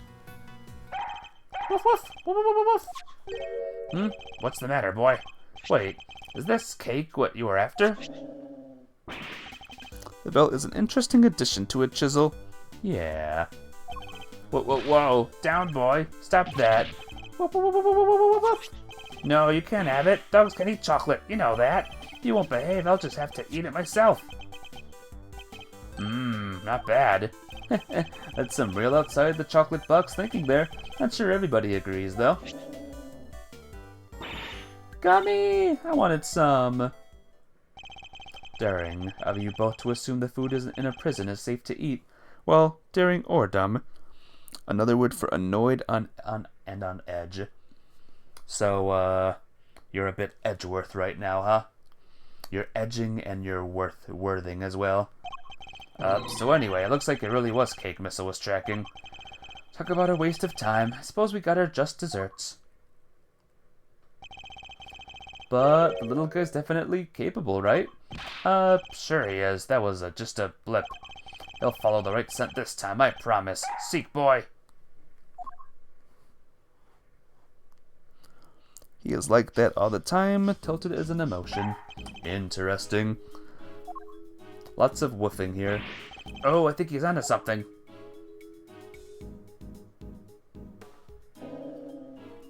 It's Polly. Whatever it is, it's in there. Mr. Carcerato's cell. We need to take a look inside. Detective, call the guard. Yes, sir. Thank you, officer. A question before we begin. Is the prisoner, Miss Carcerato, still in solitary? No, sir. He came back a little while ago. And he was in here for the noon roll call. Guess he must be on work duty someplace. I see. Now, if you would be so kind as to open his cell. Yes, sir. Whoa, look at this place. No way! He has a poster of himself? And right next to it is... Looks like he never lost the habit of making weight for a fight. Gotta lose 10 pounds. Once a boxer, always a boxer, I suppose. See, he's also quite the collective of supplements. Muscle protein, hustle protein, soul-crushing protein. Yeah, that's a lot of protein. Surely nobody trains like this for nothing. Is it bad to have that much protein, guys? I have a feeling it might be. I love the punching bag. This punching bag has certainly seen some use. Woof, woof, woof, woof. Hee hee, what breed were you again, Missile? Sure it wasn't a boxer? Woof, woof, woof. No way. No way indeed. Quickly, detective, move the sandbag aside. Yes, sir. It's fine, Stiller. I can take it, my friend. I can take it. A hole? Could this be? Woof! Woof, woof, woof, woof, woof. Whoa there, wait, Missile! I'm going in too. Wait, stop. Sir, I'll go get her. Nah, oof, that's tight. Shouldn't have eaten that cake. He's gone. Well, I'm not going in there. Guess we'll just have to wait. It's okay, surplus is actually good. Okay, good. So we have a prison escapee, guys. Hello, Kay, are you alright? You're not gonna believe this, but we're in the detention center. The detention center? That hole it's a tunnel that leads right into Mr. Knight's cell. What? Don't go anywhere, I'm on my way. Ho ho ho. Well, guys. Okay. Hey there, Mr. Edgeworth. Guess you could say we made a breakthrough. Quite. At least they came out unscathed, I think. Sir, the floorboards under the bed were tore up. So that's how they did it. There's no doubt about it. This must be the route we've been looking for. The corridors connecting the detention center and the prison is locked down by heavy security doors. With the help of this tunnel, it can be circumvented. It was a sweet scent that started this whole search. Could it be that the scent was in fact coming from Knight's body after all? Hey, Flitchard. Coming up next, Gumshoe is the biggest understatement of all time. I'm doing good, how are you? I'm finally playing the second Ace Investigations game. How have you been? Incidentally, Knight's body was covered in dirt that might have come from being dragged through this tunnel. Okay, what was it like down there? Well, it was pitch black, so I couldn't see a whole lot. Luckily, my camera had a flash, so I took some pictures. Let's see what you've captured. Lots of crap, huh? Look at that. Spoons, a fork. Guess they were for digging the tunnel. That aside, are those footprints? Paw prints even. From a dog, perhaps?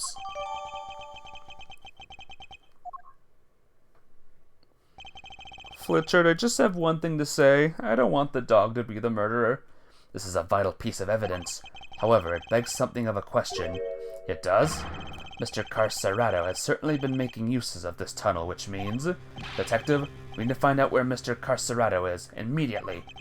My suspicions are correct? Huh? Aw, nuts. Gotta go. Bye, Sailor! Be good, alright? Hope you have a good, amazing night's sleep. Aw, nuts, we have an escapee. What the heck? A murdered person and an escapee? A scary dog? The guards were alerted, and they began searching for Mr. Carcerado right away. But after a thorough investigation of both the prison and the detention center, he was nowhere to be found.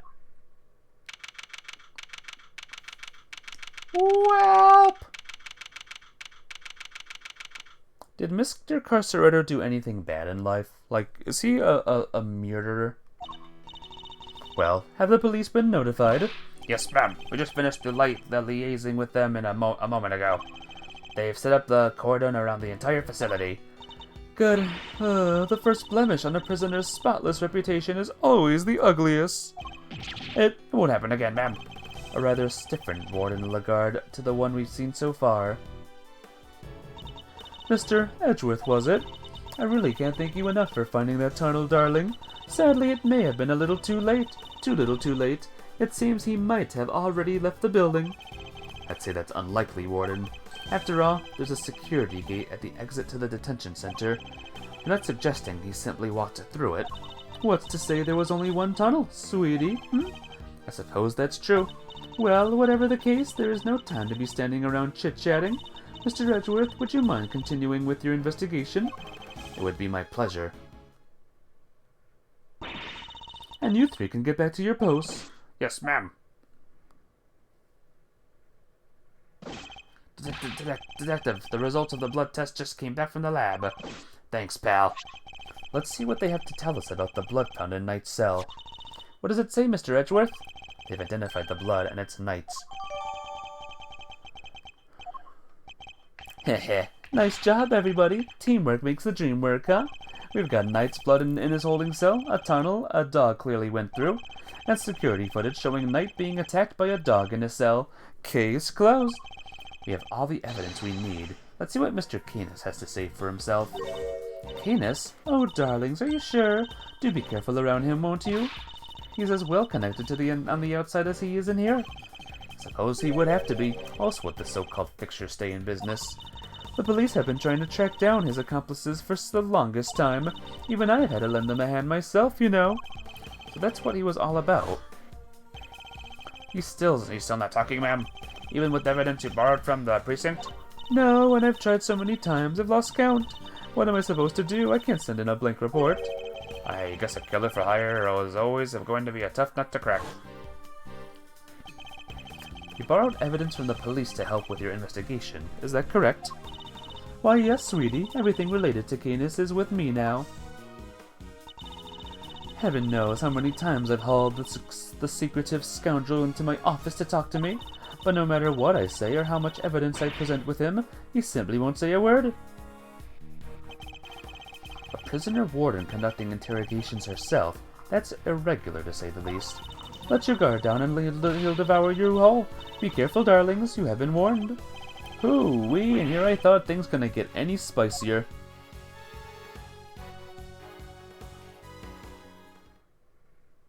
And away we go. And his dog is there too.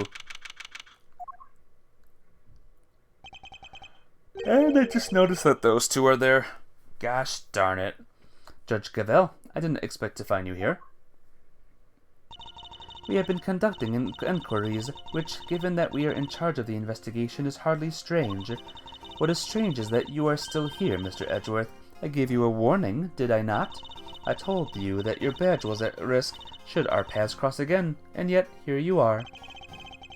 I am sorry that you thought that I might be so easily discouraged, Your Honor, but I am not about to let the truth slip from my grasp, no matter what you or that committee might say. I am here to present a certain someone with evidence that you yourselves should have uncovered. Kehehe, you have more business with me, I take it, Mr. Edgeworth?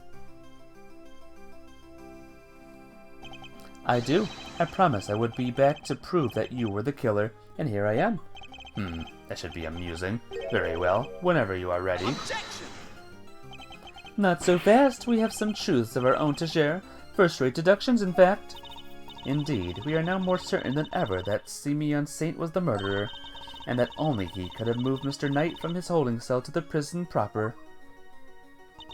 We shall prove this to you beyond a shadow of a doubt. But first, a question. Are you quite determined to continue on this course, Mr. Edgeworth? Eustace, shut the frack up. I know. I wish I could say that. Should you fail to rebut our deductions, there will be no going back. Your very career hangs in the balance. What? You mean you'll take his badge if you don't like how this goes? That's intimidation. That's intimidation. Not at all. If anything, I am showing him mercy. This is not Mr. Edgeworth's case. It never was, and I am under no obligation to hear him out. He is prepared to accept the potential ramifications of his actions. I will allow him one last chance. Well, are you truly willing to take the risk? To put your beloved badge on the line? Mr. Edgeworth! Sir! I accept your terms. I am confident of my reasoning, and what's more, I am representing the firm of Edgeworth & Co., and I do not intend to besmirch its name. My duty will be done, and I will not be intimidated. Very well, let us see whether you are brave or simply reckless, by the powers vested in me by the almighty goddess of justice. Let this judgment commence. Eustace, if you will allow me. Heh, fine by me. He's all yours, Gavel. So, Fletcher, have you played this game before? The squeakle to the first Ace investigations? It's an interesting one for sure. The Extendo gavel is kind of badass, though. I know, I love this gavel. Why can't the normal judge have it? You are aware of the incident involving Mr. Knight the day before yesterday, I assume. He assaulted an innocent guard and stole his keys. Later, in the middle of moving a large animal cage, Mr. Saint stopped by Mr. Knight's cell for a little visit. That's when Mr. Knight stole out of his cell using the keys he'd stolen. He slipped into the cage and then he hid, and there he hid as he was wheeled into one of the prison's workshops. Yes, Warhammer, Udgy specialized in firearms. Yeah. I never saw Udgy use a firearm though. When did he use one of those things? It figures. She was going to bring up Mr. Saint going to Knight's cell. Yesterday, after you so kindly made us aware of the security camera footage, we decided to take a look at it ourselves. Perhaps you would like to see what we found? This is still from the footage we received, Mr. Saint speaking with Knight at his cell. Correct. You will also note that he had positioned the cage in such a way as to obscure the camera's view. It is this blind spot that the Mr. Knight exploited in order to enter the cage undetected. A sound deduction based on which you can observe, wouldn't you say? A blind spot, which means that the camera wouldn't have been able to capture the moment Knight entered the cage, if he did it at all. So it's still possible that he didn't actually leave his cell at this point. I don't get it. Why would Mr. Knight want to hide in the cage? There is really only one possibility. He intended to escape. A prison break. That's so cool. Mr. Carcerado, Mr. Knight, everybody's doing it. I have to step up my game. Okay, now is really not the time. Mr. Carcerado's escape was no laughing matter.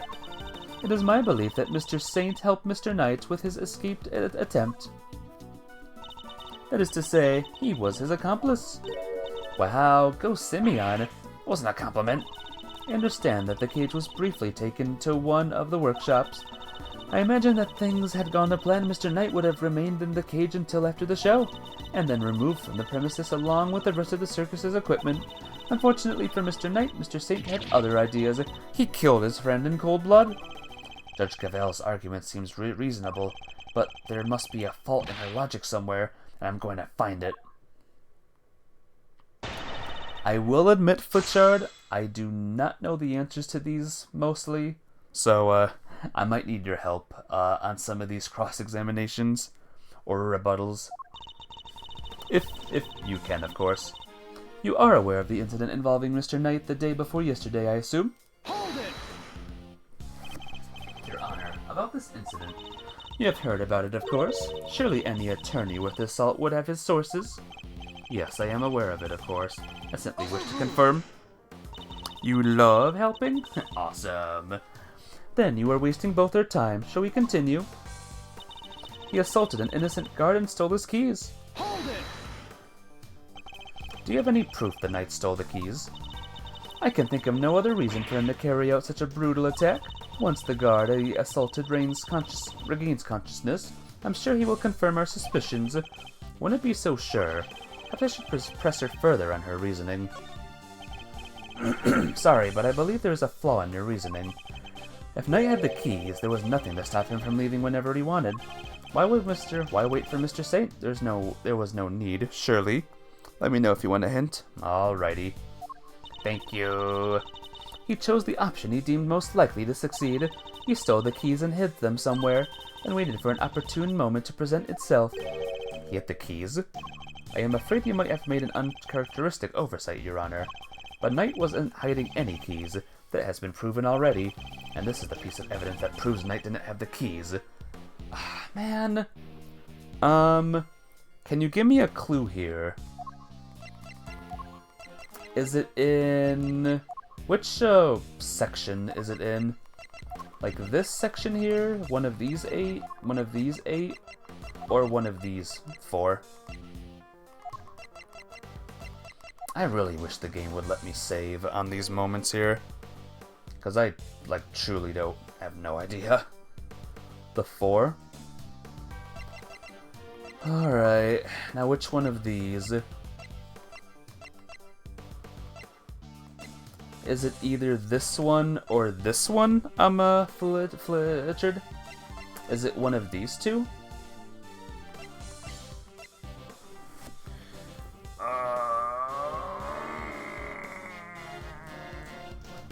In fact, better yet, is it Mr. Knight's cell key? Is this the right one?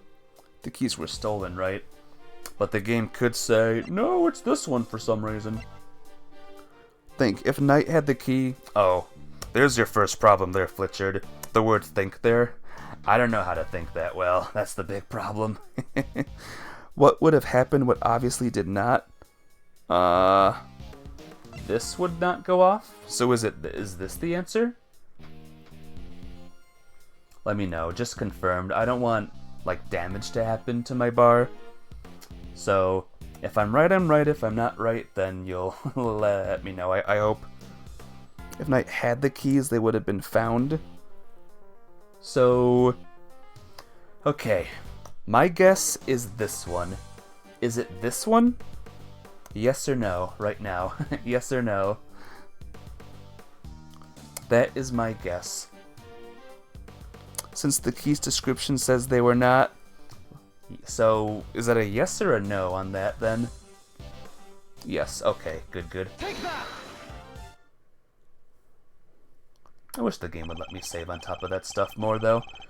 Since you know about the incident, I assume you must already know this, but after the assault, the guards searched both Knight and his cell, and no keys were found. And if the whereabouts of the key cannot be proven, then neither can your theory. I have considered the matter of the missing keys, and I do not think of that it is such an issue. I still believe he had them. After all, the guards only stated that they were unable to locate them. And this is because they were cleverly hidden inside the pocket chess set. Knight's chess set, the same set in which the murder weapon was also allegedly hidden. Was it? I can't help but wonder about that. What? But you're the one who proposed it. Actually, if you recall, that was Eustace's assertion. So the two of them aren't of one mind on this, I take it. Allow me to restate the facts. Mr. Knight hid the keys he stole from the guard inside his chess set. When Mr. Saint came to see him, Mr. Knight used the keys to open his cell and climbed inside the cage. He was then moved from his holding cell to that workshop in the prison proper, all with the help of his friend and an accomplice. Had things gone according to plan, he would have been taken out of the facility after the show. But they did not. Instead, his accomplice murdered him while the show was taking place in the yard. Mr. Saint was part of that performance. How would even he have the time to commit the murder? How indeed? Allow me to explain. As you know, many stage performers follow a set narrative. Yesterday's show was one such example. She's done her homework, I see. The suspect played the role of the antagonist opposite the elephantine heroine of the show. In the latter part of the performance, the heroine's love prevails and the villain is defeated. The victor is depicted in a very unique manner, whereby the villain is set flying from the stage by the heroine. He's sent flying by the elephant? Isn't that dangerous? Having been ejected from the stage in this matter, the villain no longer appears in the performance. In other words, the suspect did not appear on stage for a period of approximately 15 minutes. And you're saying the crime took place during that time? Yes, I'm afraid so. After all, it's more than a sufficient window, wouldn't you say? Committing the crime and returning to the stage in that short 15-minute window is only possible, assuming that the murder took place in the prison proper. But in fact, Your Honor, the real scene of the crime was Knight's cell. I seem to remember telling you that I would not accept that part of the security footage into evidence. And you won't have to. I have proof of a different kind. Alright, time to save the game again.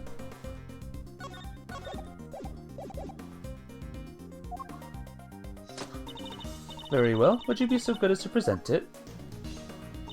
What proof do you have that the murder took place in the victim's holding cell? The blood maybe on the floor? It would be the tunnel, you assume? What about the blood, though? Take that! It was the blood! Yay!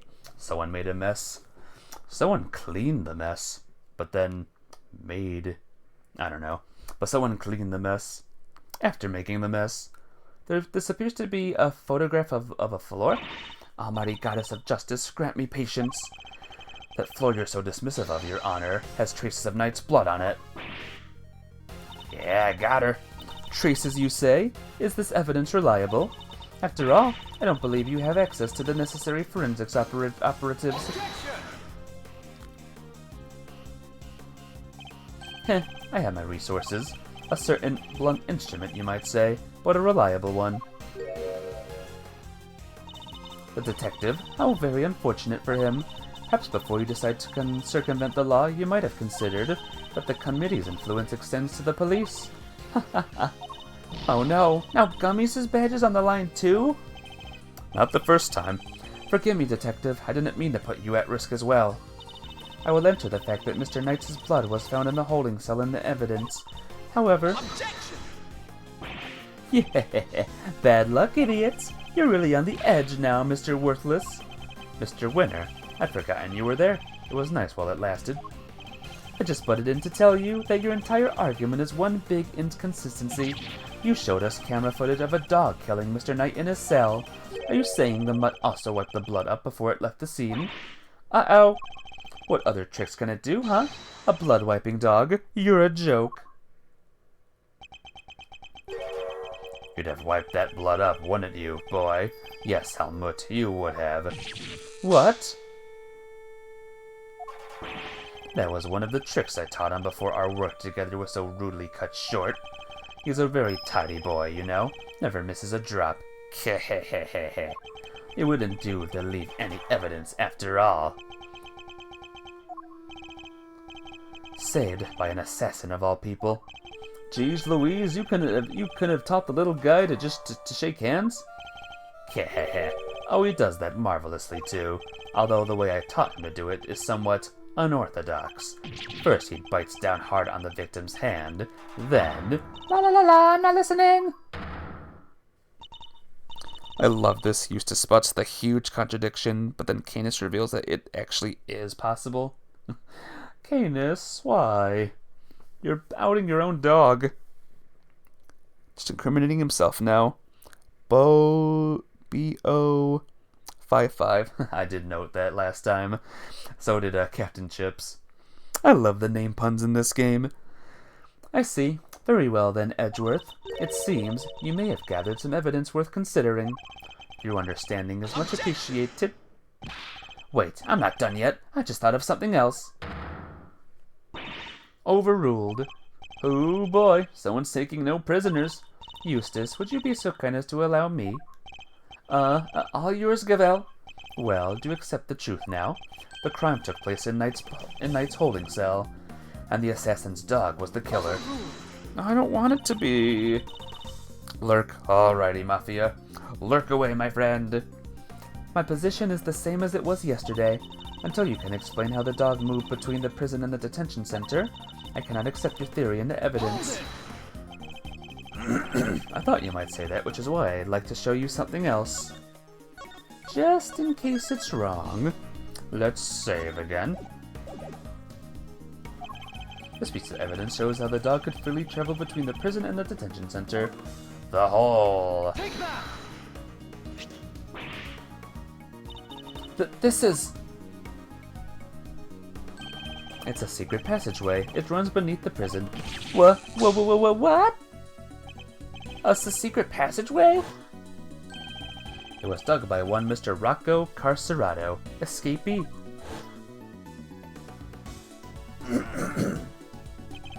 It leads from his prison cell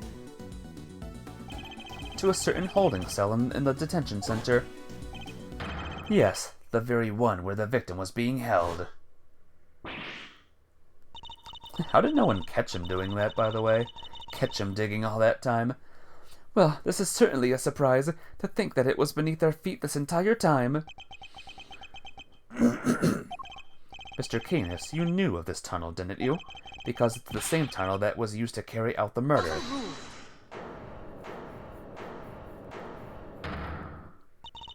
In the name of the goddess of justice. Overruled, Mr. Edgeworth. You are out of line. How so, Your Honor? Evidence is everything, whether it's in court of law or at the scene of an investigation. Isn't that your little catchphrase? Well, it just so happens that I have some evidence of my own. Bronco Knight's autopsy report. His autopsy report? When did we get that? How do you not know you had it? The police handed it to me only a short while ago. The findings are still preliminary, but it has something of value to tell us nonetheless. The goddess of justice speaks to us through these pages. Mr. Edgeworth. Cause of death, stab wound to the throat, and the weapon is said to be a sharp blade of some sort. It seems the victim was stabbed repeatedly in the same spot, resulting in an ugly wound.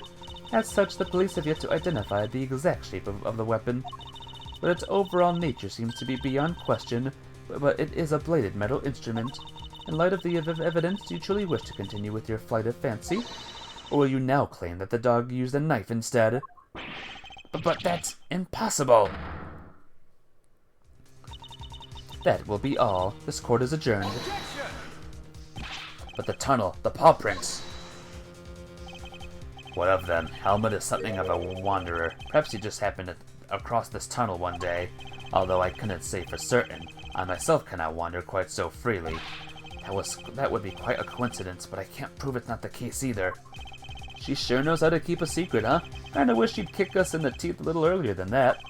She was baiting me, waiting for the perfect moment to crush me with that autopsy report, and I fell for it, hook, line, and sinker. You are lead attorney for the defense, correct, Mr. Fender? This is the interim autopsy report in question. I do apologize for the delay.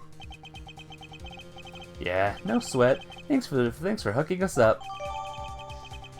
The interim report suggests the cause of death was a stab wound to the neck inflated by a sharp blade. Death was instantaneous. Yep, and this all checks out. Yep. Mr. Fender, a handshake is not necessary when receiving official court documents, you know.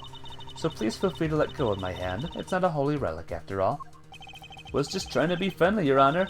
Had you lingered a moment longer, the goddess of justice would have spoken to you through my gavel. Is that allowed? Are judges allowed to do that? What she's implying? Alright, I got it. Nice work, Gavel. Just like we planned it. I did only as you instructed, Eustace, but thank you. They have bailiffs for that? Not really. Dang. This report came from the police. I have no choice but to accept its legitimacy. But if the dog didn't kill Knight, then that takes Canis out of the running. The goddess of justice speaks to me, Mr. Edgeworth, and she is merciful. She tells me that you might yet keep your badge if you will finally abandon this fruitless quest. What's our move, sir? I think she really means it this time. What do you think, Detective? My answer remains the same, Judge Gavel. I will see my duty alone. Done, rather. And I will not be intimidated.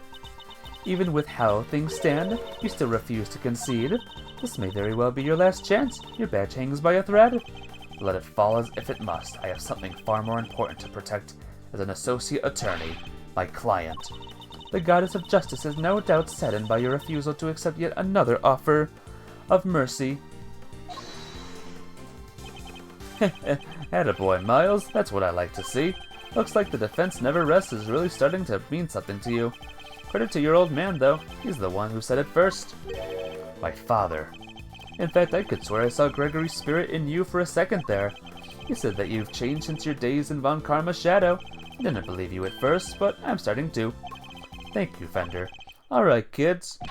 This is where the rubber really hits the road. Put your thinking caps on, it's make or break time. If it's true that Knight was off with a bladed weapon, does our whole case really fall apart? A bladed weapon? Of course! There were 5 chisels in Canis' cell when we last looked. A former assassin certainly wouldn't struggle to commit murder with a tool like that. In which case, the weapon that killed Knight was... Have you quite finished? It would be in your best interest to concede... Evidence is everything. It may well be my little catchphrase, but it's also true. So the murder weapon was a sharp blade. Then where is it? The guards didn't find it. Why can't you just let this go? So what if they didn't find it? What are you driving at? What if I were to tell you that I now know what the real murder weapon was? And it was right under our noses the whole time. Indeed. It was one of Mr. Canis' chisels. What? Overruled. I would advise you to stop bombarding us with your irresponsible half-baked theories, Mr. Edgeworth. You have repeatedly insisted that Mr. Knight was killed in his cell by a dog. I simply go where the evidence takes me, both in the courtroom and at the scene of the crime. If the murder weapon was in fact a chisel, then yes, the murderer could not have been the dog. But that begs the question of what exactly was it we saw in the security footage. Oh yeah, security footage. How do you explain that, Mr. Smarty Pants? An excellent question. The footage shows... Alright. Time to play a guessing game, guys. The dog killing somebody, the dog jumping on somebody, somebody attacking the dog. I didn't see the dog. They looked too tiny for a dog. Mr. Canis' dog jumping up at Knight. The dog attacked Knight, but he didn't kill the man. He didn't? No. Knight was merely knocked out. The dog didn't drag a corpse through the tunnel. He dragged an alive but unconscious Knight. The real killer was the dog's master. Oh, I get it. By bringing Knight here, Mr. Canis could finish the job. And he could definitely use one of his chisels to do it. Correct. You, Blood-in Harma Canis. You're the only one who could have done it. Hehehe. Objection! Think of what makes Canis look the most guilty, and yes. It can't be Canis.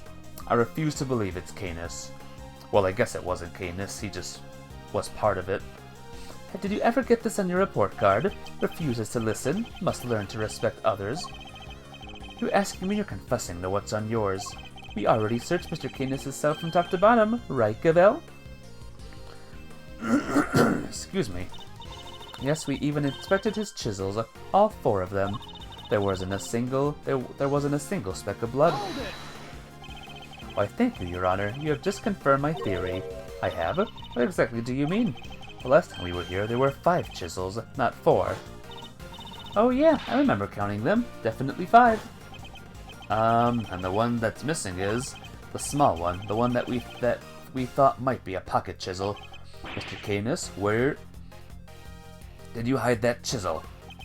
A pocket chisel? And what use might I have for such a thing, I'm merely allowed to leave my cell. In which case, he shouldn't have had the chance to dispose of the weapon.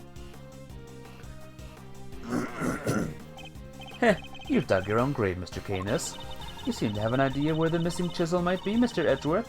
Would you enlighten us? Yep. Let's save first, though.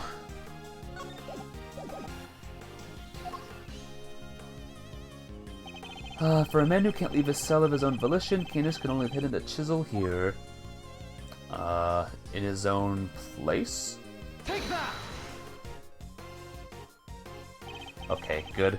Never left a gift horse in the mouth, but a gift dog, maybe? Yeah, I guess so. I just noticed something, by the way. Flitchard. I noticed something. Did you just notice something? It's a Buddha. It's a Buddha god. Dog. It's a Buddha god dog. Sorry. Anyway, Mr. Canis is still a prisoner. Despite the comfort he enjoys, he is rarely allowed out of his cell. He could have given the chisel to his dog to leave somewhere, but that would have been far from ideal. He would have no way of guaranteeing where it might end up. Kehehe. Intriguing. Do go on, Mr. Edgeworth. Bowden Harma is clearly a Buddhist. The Zen of Doge. Doge. Zen Doge. I love it. Furthermore, this room is the one place where it played an instrument wouldn't raise an eyebrow. 4 chisels, 5 chisels, who's counting? A fact that he took full advantage of. The old keep the incriminating evidence close routine. Classic. Objection! But I looked. I searched the whole cell myself, and there's just nowhere he could have hidden it. Objection! I'm certain that the murder weapon is here, and that the reason why no one has found it yet is because it was hidden in such an ingenious manner. Keh, do enlighten us, Mr. Edgeworth. Where was my ingenious plan? Or what was my ingenious plan? Think, Miles, there must be a hiding spot he could make use of. Think about when you came here previously. What are you missing?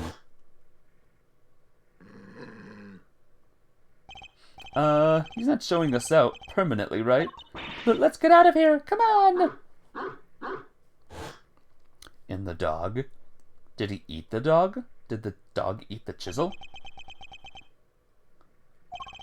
The dog. He hasn't made a sound today. When we were here before, he barked and growled repeatedly. Canis even encouraged him to do so. That must be it. I knew something was off.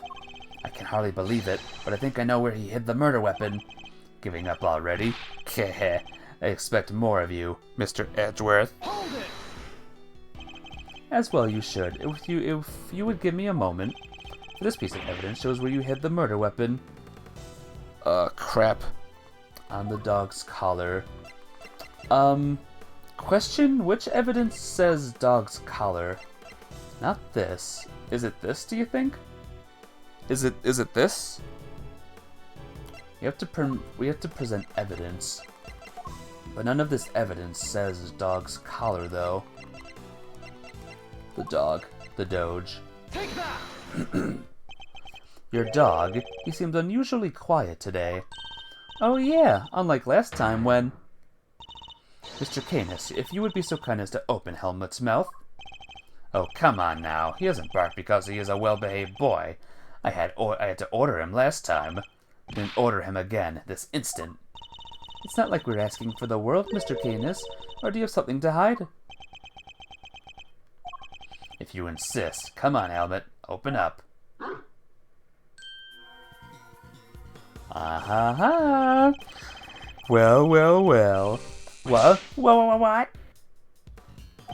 A chisel in the dog? Where there's a chisel? Why is there a chisel in the dog? I thought he'd been strangely quiet. I guess his brain has finally caught up. Eustace, Why don't you be a good boy and call forensics? Tell him it's urgent. Arg, okay.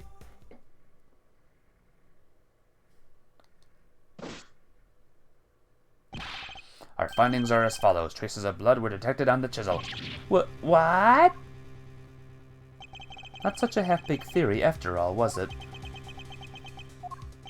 Heh. Alright, so we're all on the same page here. This is our murder weapon, yeah? The forensic evidence cannot be ignored. We have no choice but to concede that this is most likely the case.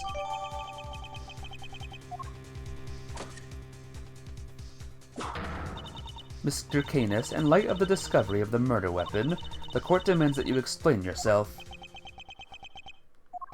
We found the route your dog took to the holding cells, and now we have the chisel.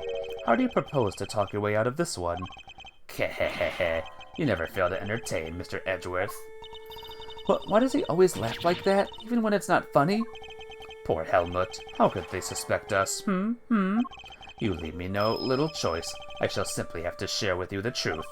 I did not kill anyone. I have grown tired of killing. Something's not right. Why is he so calm? Very well. The court will hear Mr. Canis' testimony. If you would be so kind. Kehehe. Gladly. Oh boy. Perhaps you might begin by explaining what you believe my motive to have been. Never knew this knight. I had no contact with him, no connection whatsoever. Given that this is the case, why would I possibly wish him dead? Could it be you are suggesting that it was my canine companion who had the motive instead? Kehehe. Helmut only bears his fangs when I tell him to. I am not so bloodthirsty that I would kill a man I did not know. I mean, when he puts it that way, an assassin who only kills his acquaintances. Not the soundest business model, I agree. My work requires me to deal with strangers, of course, but murder for its own sake, that's not my style. I need to prove a link between Knight and Canis. I should go over the evidence again and see what I can discover. No connection, huh? Checkmate, Canis. Yep. First I'm gonna press everything, cause I don't see an obvious contradiction anywhere. Hold it! I'm puzzled by this focus on motive. Aren't you an assassin? Kehehe. Assassin or not, Mr. Edgeworth, I don't spill blood for nothing. Neither in a professional nor in a private capacity. That's just not how it's done, is it, boy? No, it's not. The chess game here, I think, would come in. The chess game. I never knew Knight. I had no contact with him, no connection whatsoever. You know, I forgot about that. The first statement is a contradiction. I'm assuming, the chess piece? Objection! Well, it's not that. It matches. I'm just too dumb for this game, guys. I'm just too dumb for this. This is why we save often, everyone. Or why I saved often, at least. So, the paper, I guess, right? This thing? Objection! Nope. Okay.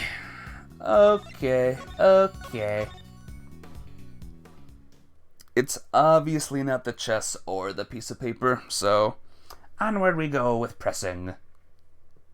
Match the piece of paper that shows the board. Yeah, I did that, but it was not the right answer either. Hold it!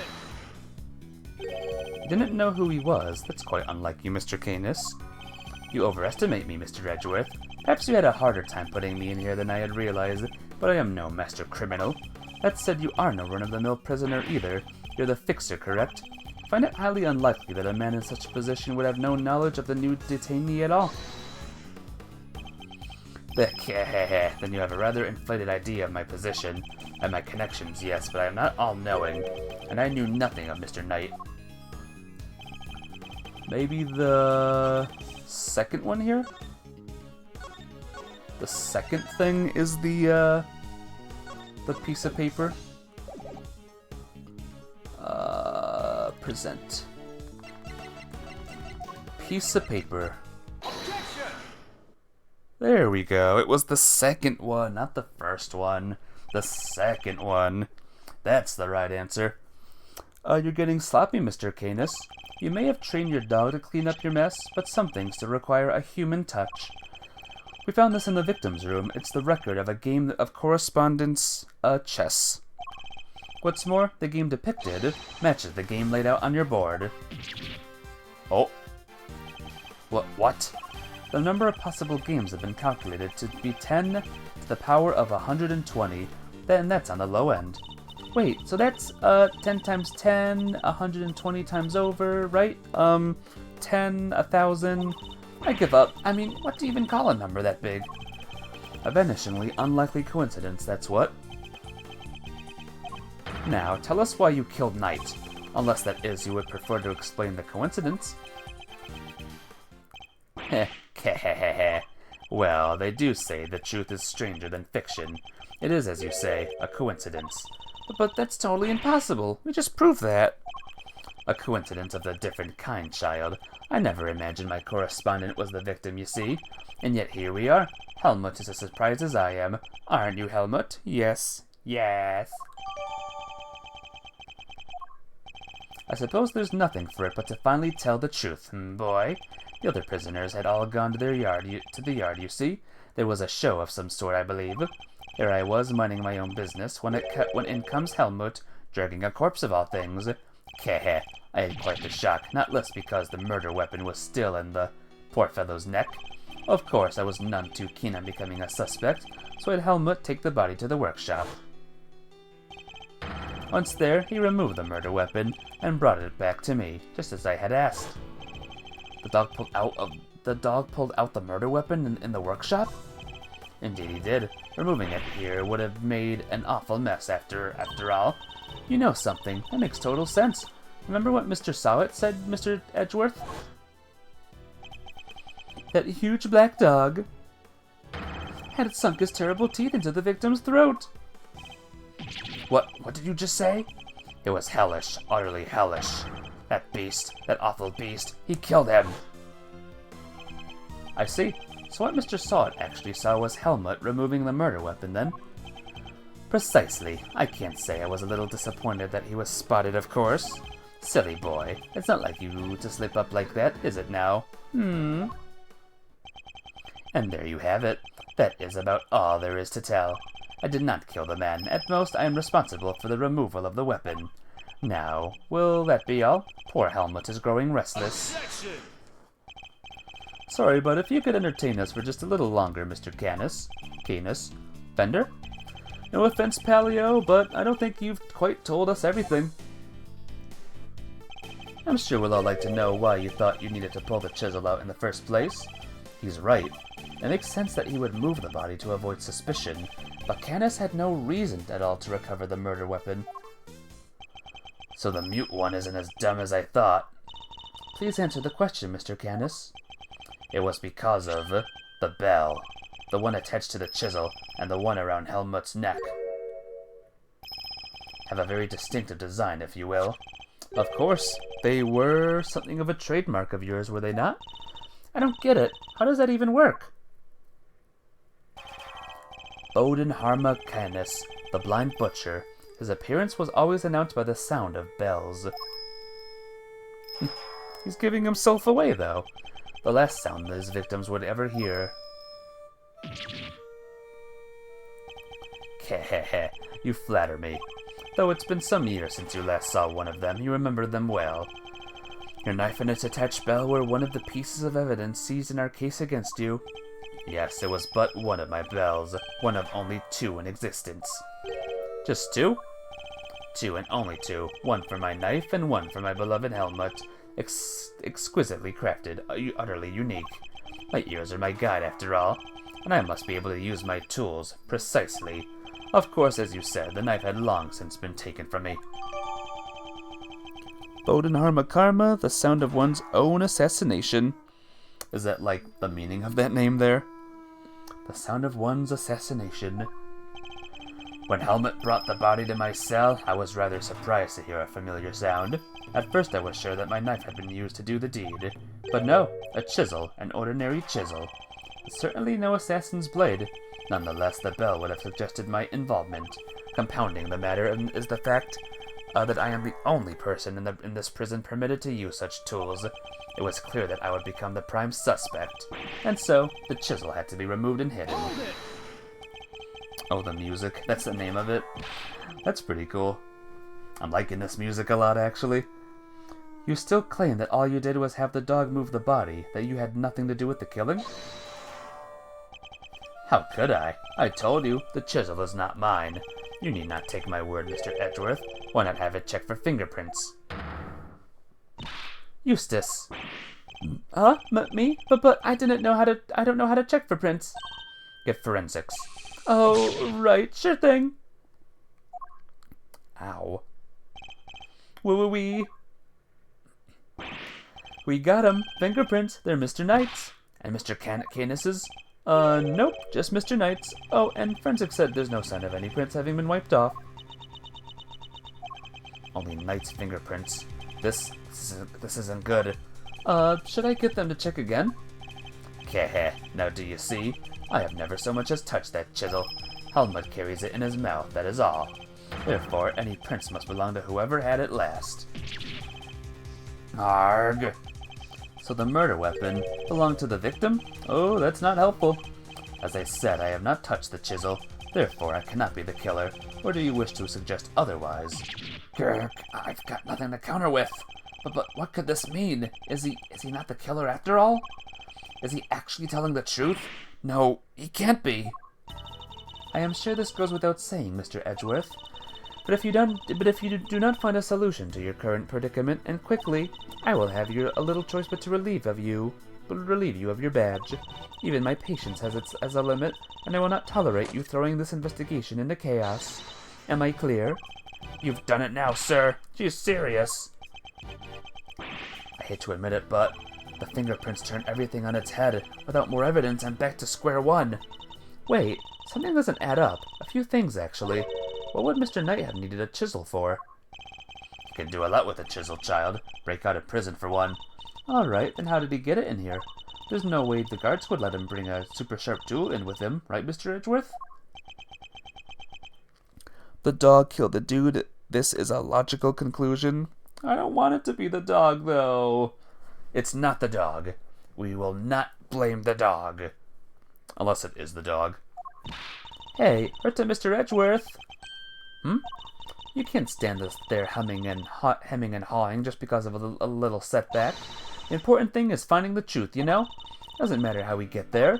As long as we save Simeon in the end, we can't give up now. Or ever. Yeah, what she said. I'll second that. You won me around with that, Kay. I'm tempted to offer you a job for real. It's like I said, defense never rests.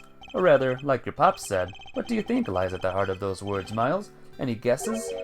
The heart of those words. It's like this. As defense attorneys, our client's fate rests on our shoulders.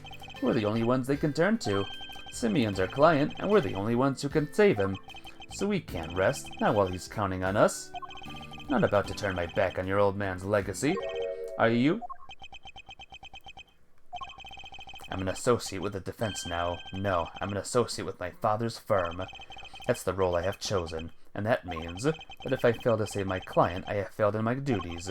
I will honor my father's vision and save Simeon Saint. No matter what setbacks I face, I cannot admit defeat.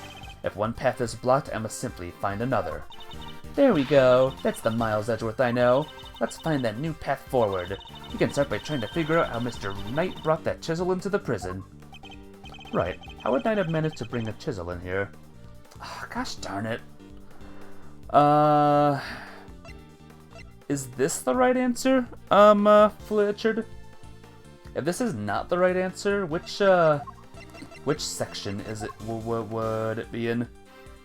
Section 1, 2, or 3? I would assume from the tunnel. You got it from the tunnel somehow. Why can't the game just let me save in this part? We already know how he did. There's only one way. I don't know that way. Again, I'm, like, actually stupid. I have no idea. Chessboard? Please say this is right. Usually, it wouldn't be possible to bring a metal object into this facility undetected because of the security gates, right? Correct, but we already know that checks that one of the gates haven't been entirely thorough of late. See, I forgot the chessboard was even part of the game. I have a bad memory, and I'm retarded. But, let's keep on going, guys. Namely, the gate at the entrance to the detention center. That gate is only used to scan people. Any items they bring into the facility are only subjected to a cursory check. There's that word, too. I don't know what that means. Are you telling me that the chess set wasn't put through the metal detector? It should have been, alas it seems the guards have grown a little lax in that regard of late. Knight took advantage of this little oversight and had Mr. Saint bring him the chisel, hidden inside his pocket chess set. That does answer one of our questions, and it suggests that the chisel was indeed Mr. Knight's and not Mr. Canis's. Cursory, non-thorough, cursory, barely adequate? Okay. What does non-thorough and adequate mean? Sorry, these are words I never ever use in my lifetime. I don't think I've ever said those words ever. Nothing on the front page, it's a good book. Nothing on the front page, it's a good book. Huh? I'm very confused, I'm sorry.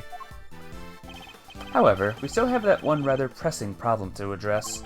That of the security footage in which Knight is attacked by a dog. How does one explain it if Mr. Canis was not the culprit? But then, how do you explain his prints not being on the murder weapon? That one's a real three-piper. The court, too, finds itself wanting for a satisfactory explanation. Wait, sir. I think it might be time to show you another one of my secret weapons. Introducing secret weapon number 4, Little V. What sort of name is that, detective? I came up with it myself, sir. Anything you can use it to analyze the... Anyway, you can use it to analyze the video footage. They barely glanced at it instead of looked inside. So... You just got raided. Hey, Henry! Thank you for the raid! I haven't seen you here in a long time. Or at all, barely. How have you been? It's the opening a fridge and taking a quick look, not seeing the ketchup on the door, closing it and saying there's no ketchup. That's confusing. But thank you, Henry, for the raid. How was your stream? What were you doing the playing? Whoa! There it is. There's the raid message. Thank you. I'm playing this game right now. It's good. If you like Ace Attorney, then you'll love this one. An excellent idea. Perhaps then you might finally see that I am telling the truth. Came up with himself for sure. Little thief's name. Who knows if there's anything to be found, but he has to be worth a try. Alright, want me to talk you through how to use it, sir? Seeing as how I'm not exactly familiar with the video analysis techniques, perhaps I should hear him out. Echoes of Wisdom. Ooh, nice. I was streaming that last night, actually. Is it good? Do you like it? You gotta play Trials and Tribulations. Oh, you should. Get to it, my friend. Get to it. It's good. If you could run me through its functions, detective, that would be most appreciated. Yes, sir. So basically, you just gotta do what you always do. Examine anything that catches your eye. And I can examine things with X, I see. Next up, see those controls at the bottom of the screen? The panels on the left and right let you rewind or fast forward. You can use the middle one to pause. Get used to those and you're golden, sir. It seems I can also press R to fast forward or L to rewind the footage. It's okay, but you gotta admit, there were parts that annoyed the heck out of you. What, the new Zelda game? It's effing good. I do love a new Zelda game. Reminds me of the old games I played back in the day, like Oracle of Seasons and Ages. When the video is paused, you can go to the previous frame with L or the next frame with R, or just use the same control panels I showed you earlier. Lastly, I'd better explain how to zoom in. Just line up the old cursor in the area you want to take a closer look at. Use the panel in the bottom right, and little V will do the rest. It's got the 2 expanding arrows right now, and it can't miss it, sir. Would appear I can zoom in by pressing Y, too. Pro tip, when you see a mirror, smart money says it will be important. Interesting. Why a mirror of all things? Mirror at the top left, animal at the bottom right. Let me play the game first, then help, if that's alright. I'm Flitchard. You can make use of the previous and next frame to get a good look at what's really happening. One thing you can't do is when you're zoomed in is play the footage, so there's that. I see. And how do I zoom out again? Choose the panel in the lower right again, sir. See how it's gone from expanding to collapsing arrows on there? It's because you're zoomed in. It's fine, don't worry. That about sums it up. I had a feeling the animal would be one of the things on this one. Remember, just examine anything that catches your eye and you'll do fine. The footage from Knight's holding cell. Other than the victim being attacked by that dog, I can't see what else it might show us. But suppose we're wrong, what could we be looking at instead? Could the person in the footage be someone other than Knight? And if so, could whatever's attacking them be something else too? I should keep both questions in mind when reviewing the footage. You never know when you're gonna see one, so you start looking at things up close. Check every detail, sir. You'll find something, I'm sure. Okay. What in this footage seems odd? Obviously the mirror.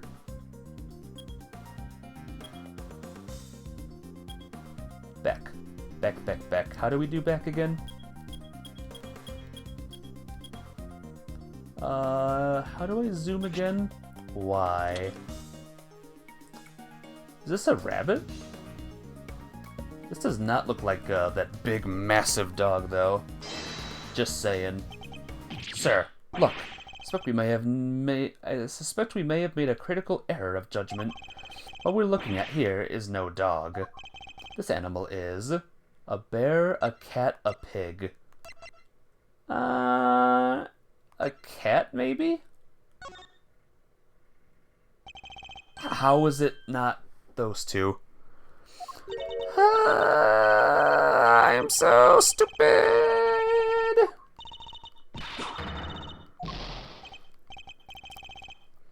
Hey, look at this bear. Look at this big bear. Every time I do, it makes you blare. Bears aren't that small, though.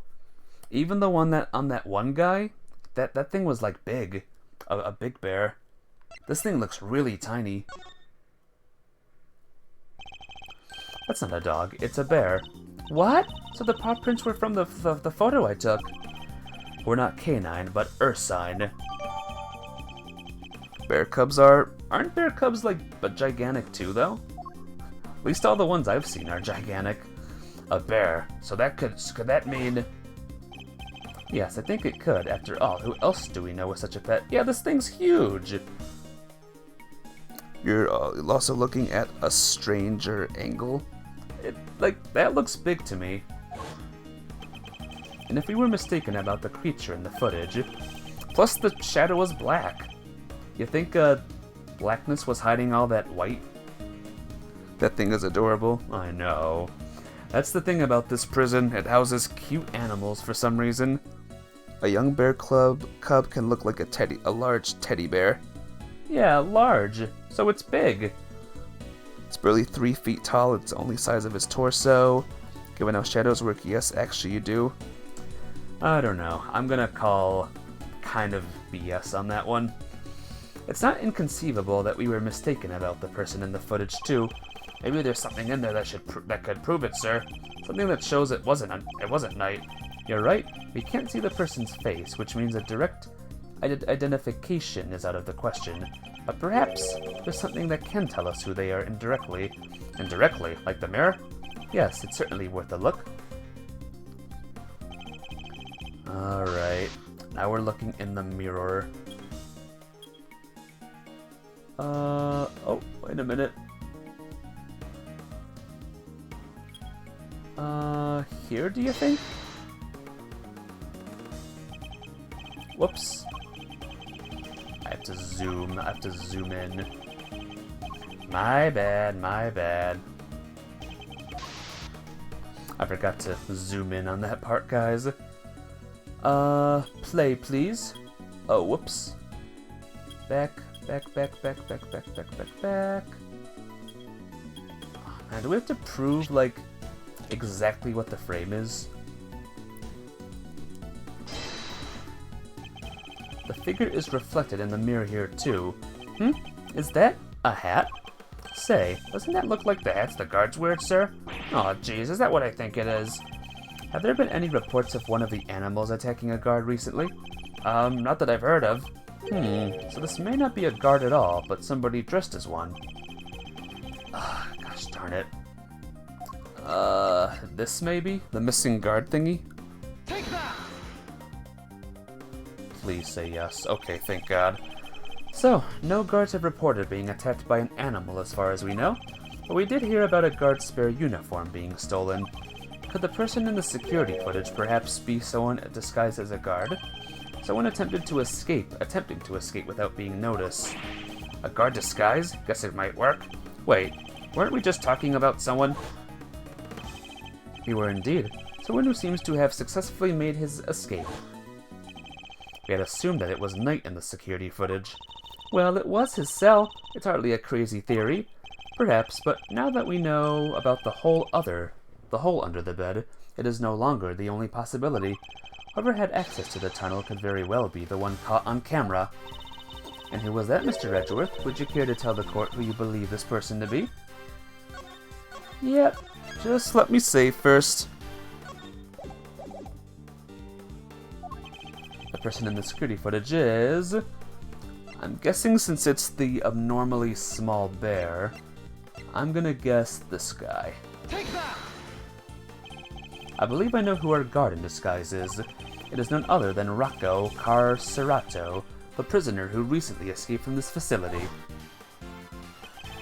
I'm confident it's him because he was assigned a polar bear cub as his companion. This is a pretty big duh. Yep, it is. Hehe. But the bear in that video is all black. Indeed. Yeah, see? Even the game says it. Indeed, and we have evidence that explains why. God damn it. I don't know.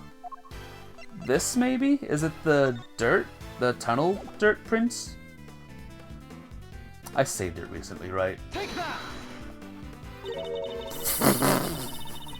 How is it not that? I'm just gonna use a guide the whole time at this rate. I'm that stupid, guys. I am truly that stupid. Please give me a hint. I am begging you. It's obviously Regina, right? She's the one.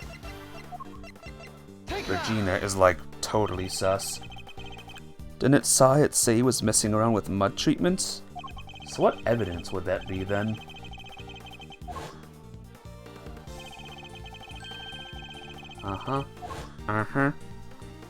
Glove.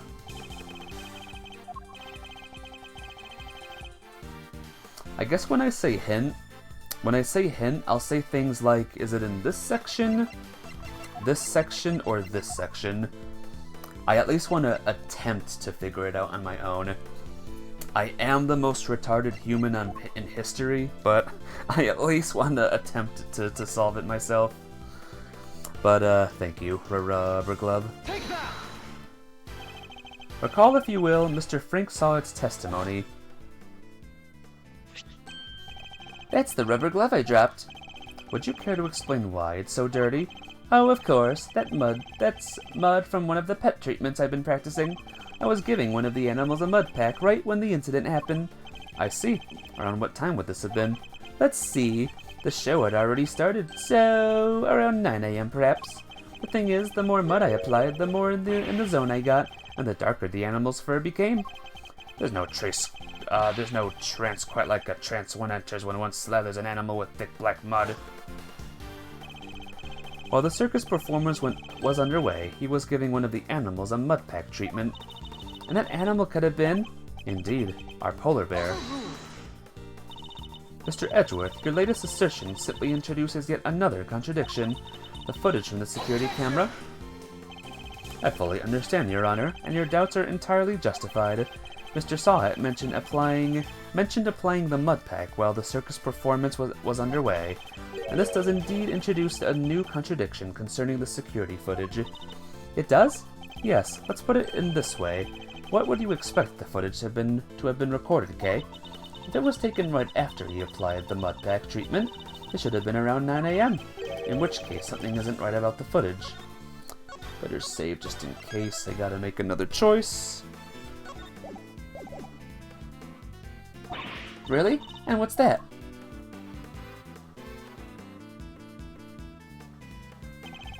What new contradiction does the security footage introduce when recorded? Oh, yeah, you better help me out here. We'll wait for the questions instead of jumping in. Yeah, you guys had better help here, guys. There are at least, like, 10,000 possibilities here. I'm gonna get myself banned if you I'm gonna get yourself banned if you something what you told me again? I don't even know what that means, what you said there. No, you're not gonna get yourself banned. Time. So this. When do I do this? At any time? Or, like, at a certain time in the thing? No mods on tonight to ban ya. Yep. No mods on. But yeah, is there a certain time? If you disregard what you told me. What did I tell you again? Anytime, the time is hours. Hours early. Take that! I never would have noticed that in a million years. Mr. Sawhut said he administered the treatment at around 9 a.m., in which case the security footage should also show a time of around 9. However, the timestamp says 6:42 a.m. Let you play? I gotcha. No problem. On the day of the murder, the prisoners all went out to the yard to watch the circus. All except 3. Mr. Canis, who remained in his cell in maximum security, Mr. Sawhut, who was administering a mud pack treatment in the workshop, and Rocco Carcerado, who had been awaiting that precise moment to put his escape plan into action. I believe he entrusted the bear to Mr. Sawhut before entering the tunnel.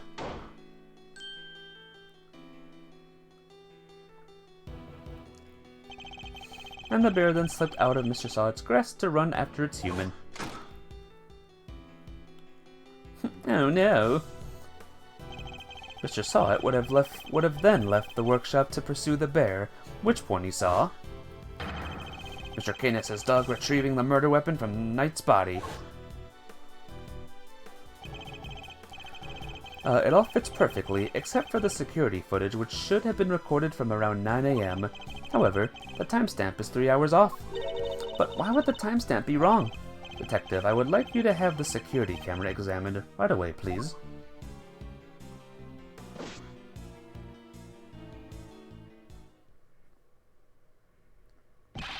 I'm back, sir. I just talked to the guards and... Seems like the time codes can slip on these cameras if they lose power. What? They're pretty old, sir. Guess the clock stops when the power's off. Which would mean the power was off for approximately 3 hours at some point. Well... That's not all, sir. You remember how Knight denied stealing the keys? No one believed him, considering, well, you know, he seemed kinda like the only suspect. Turns out that wasn't all he said. He also said he was knocked out cold just like the other guy. Which may not necessarily have been a lie. Darlings, there you are. How goes the investigation? Is there anything I can do to help things along? Actually, there might be something we can do for you, Warden, Lagarde. The escapee, Mr. Carcerado, I believe he may still be on the premises. He is disguised as a guard, and here's the proof should you need it. We're reasonably certain that the person captured on this tape is our man. And if I'm correct, he might even be right here in this room with us now.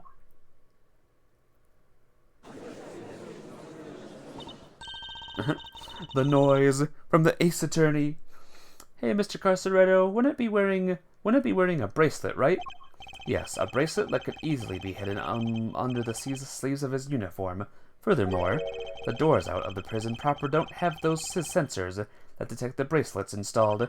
So if he avoided the doors with sensors, he could simply wait for an opportunity to finally make his escape. But well, yes, I suppose he could. He'd just have to avoid the workshops and the cells and... Oh my! He's one of you, isn't he? He's here right now.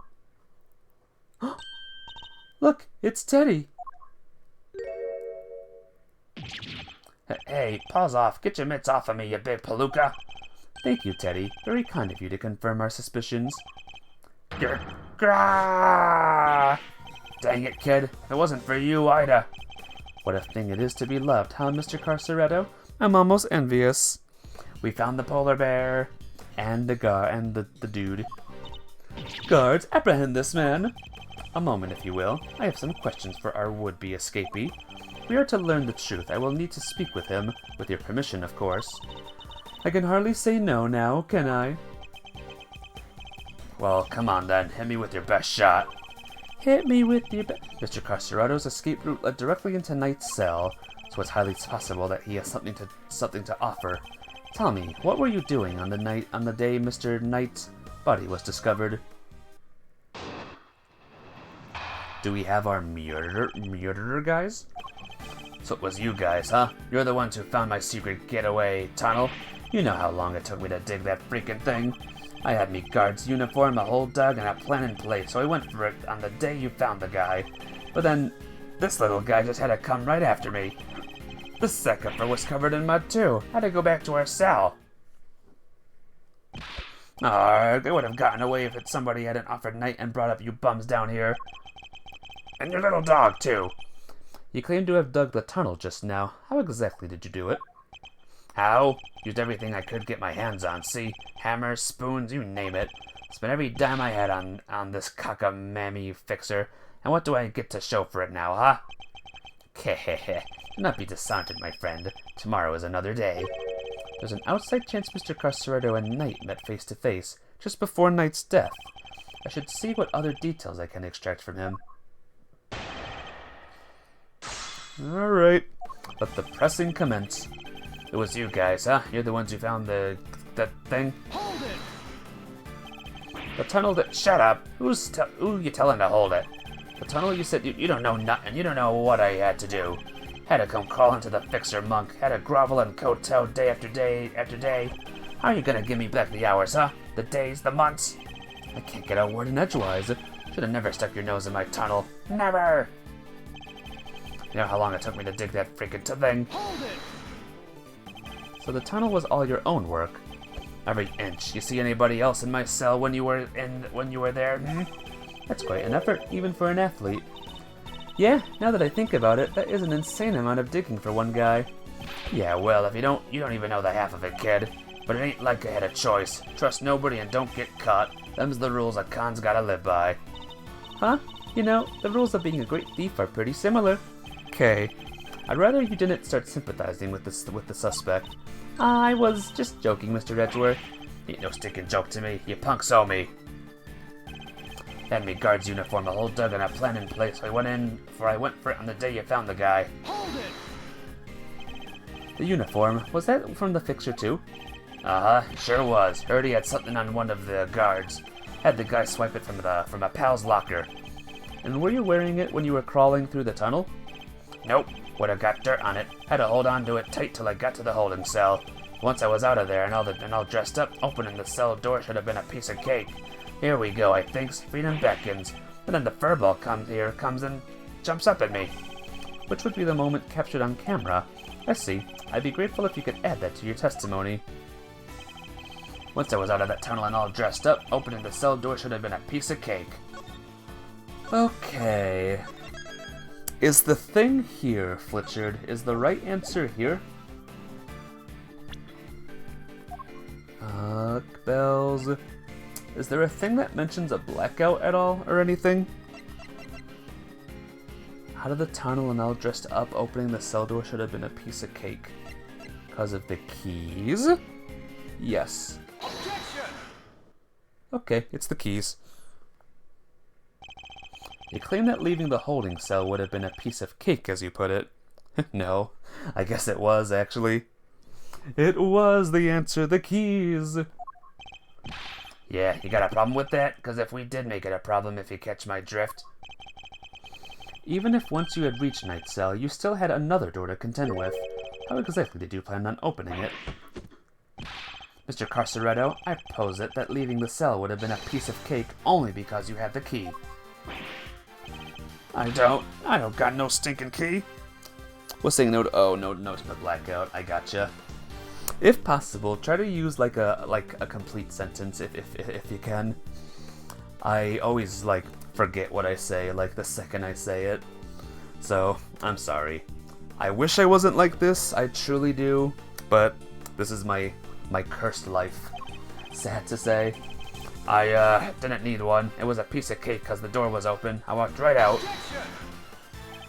Yes, I suppose Night's cell was vacant by that point. There would have been no reason to lock it, and it was indeed unlocked when I went to examine it for myself.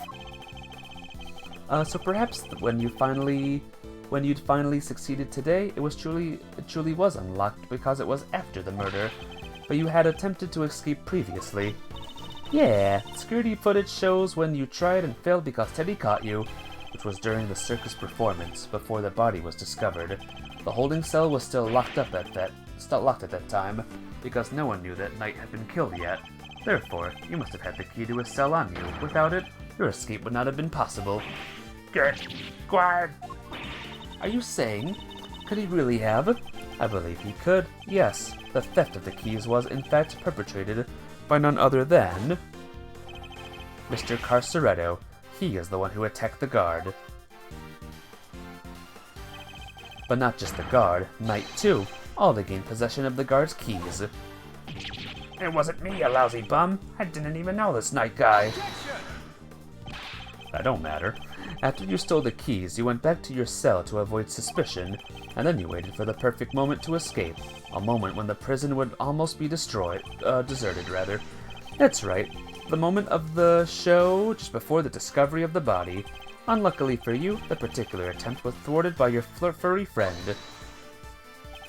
Says who, huh? You got proof, genius? This ain't your win yet. Nuh-uh. Knight knocked the guard out from the count, and everybody knows it. Don't play games with me. Knight was as much a victim as the guard in this case. Let me just save. It's been a while. Aha! As a matter of fact, I have proof that Knight had been attacked in his cell. Knight in his cell. The recording, right? Take that! Okay, which section is it in, Flitchard, the right answer? The first section, the second, or the third?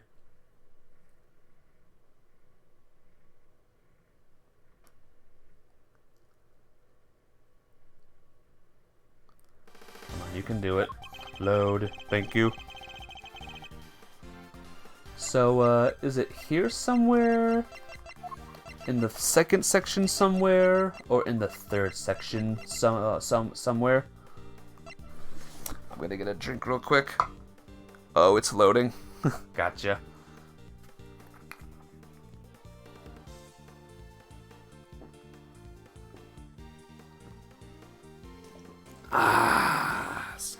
Excuse me. The second. Okay. It's obviously not this.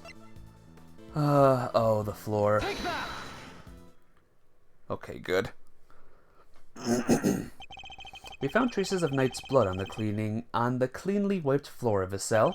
What could possibly explain such a thing other than him having been attacked? And it was you who attacked him. You ambushed the both of them and stole the keys. Greg! Why, I oughta. What's with you, huh? That newspaper wiped that blood up good. Ain't no way you should have found it. Okay, but why did you think you had to wipe it up anyway? If they checked Knight and the guard's hands, they would have seen those two never came to blows. But the blood had gave up the whole game. Ain't no way they don't figure out there was a third man in the ring. Plus, once they started sniffing around on the floor, they'd have found the tunnel in a heartbeat. So you wiped up the blood to buy yourself a little more time, so you could wait for a better opportunity? Sadly, the opportunity you sought wasn't good enough to get you clear of prison, it seems. Now, hand over the keys. Gurk, quag, irk, right in the kisser. Gah!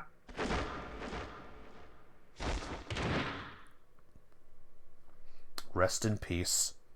You will be missed. KO'd by a lousy, stinking bum. Fine, you want keys? Here, I hope you choke on them. Sheesh. Overruled. TKO. We got him with our words. Wait a moment. If Mr. Carceretto here had the keys... Indeed, Your Honor. Your theory relies on Knight having used the keys he allegedly stole to escape his cell. That was the only way he would have been able to enter Mr. Saint's cage and be moved to the workshop. Unfortunately for you, we now know that that theory can't possibly be true. No! Guess this changes things up a bit, yeah? Now the only person who could have moved Knight's body is the one person who knew about that tunnel. No, you gotta be freaking... Mr. Carceretto, you're under arrest. Come quietly now, pal. But wait, you got the wrong guy. I didn't do nothing. Alright, fine, I knocked those two chumps out and I stole the keys. After that, I went right back to my cell and waited for my moment. Next time I went to Knight's cell, there was nobody around. I mean, nobody. Plus his body was found in the workshop. You think I just magicked my way in there or something? I couldn't even have gotten out of my cell. Indeed, you only had the key to Knight's cell. You could have left your own cell back in the prison, but Mr. Canis's dog could. What? It was not you, but Helmut who moved the body from your cell to the workshop. I get it now. You're saying he wasn't the only con in this conspiracy. Indeed, one can easily imagine that Mr. Carceretto and Mr. Canis might have worked together. Mr. Carceretto could have killed Knight and dragged him back to his cell. And then Mr. Canis's dog took him from there to the workshop. There are no restrictions on the animal's movements within the prison. Movements between the detention center and the prison proper, however, is tightly controlled. There was only one possible route, and only you could have taken advantage of it, Mr. Carceretto. How could you be so sure, huh? Maybe there's more of them and you just don't know. Something tells me that digging even a single tunnel was arduous enough. You got that right. Try scraping more than one hole in the dirt with a spoon. Luckily for me, I didn't have to dig the whole way. Somebody already did a bunch of work for me. What? You didn't dig the entire tunnel yourself? Nope. Found it when they put me in that cell. Ran all the way from there to the well in the yard already. Even looked down the well to check it from there. It was the same tunnel, alright. I just made a good on what somebody else already started. Then what was the original tunnel for? Who knows? You're the one with all the answers, pal. Maybe someone else tried to break out. Ooh, or maybe the animals dug it. Like, to get water from the well or something. I've heard more plausible scenarios than that in B-grade movies, okay? Well, well's dry, kid. Ain't no water to be had down there. Though, come to think of it, a smell. You always smelled kinda nice down there. Nice? Gee, I don't know. Smelled sorta like dessert, I guess. A sweet scent? That sounds very familiar. Where have we come across a sweet scent before?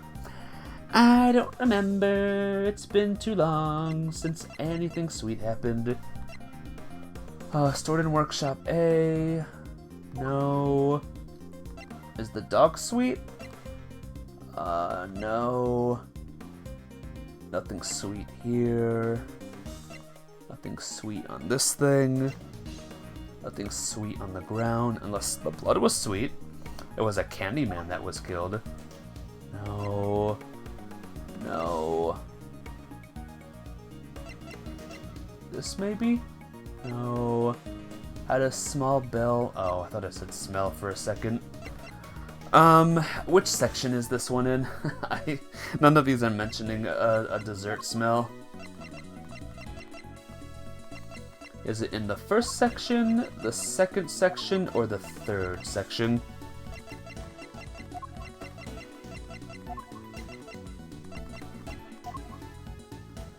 No.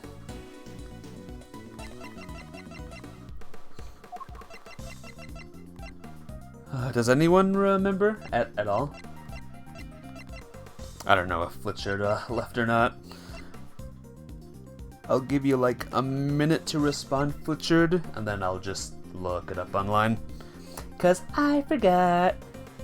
The first, it can't be my badge or the building layout.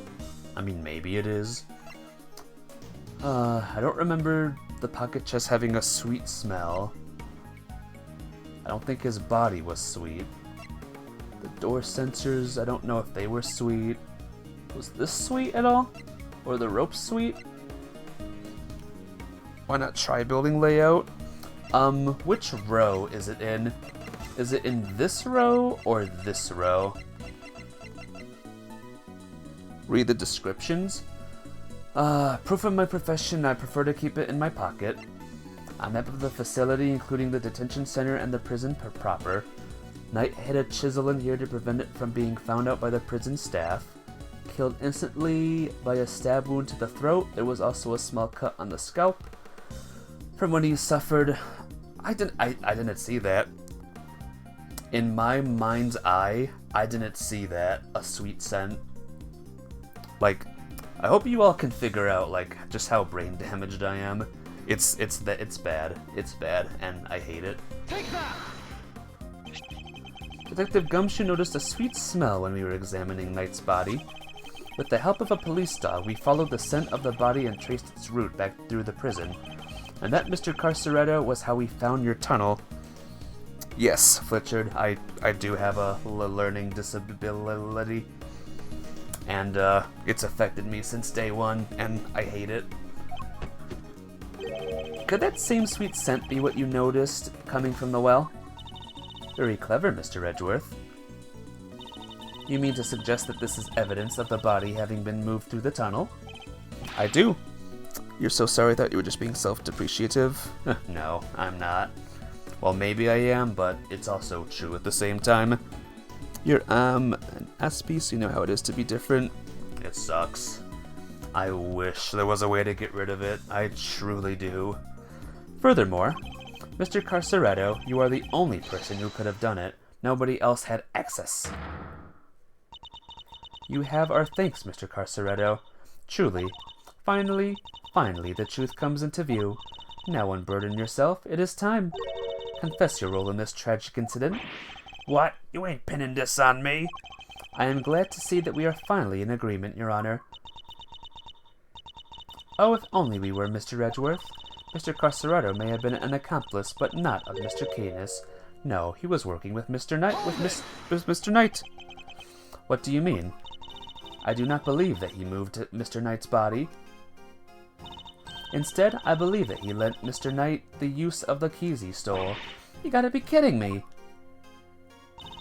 Granted, it seemed like he attacked Mr. Knight, but that doesn't necessarily mean that Mr. Knight was knocked unconscious as a result. And what if he wasn't? What if he and Mr. Carceretto had reached a certain agreement?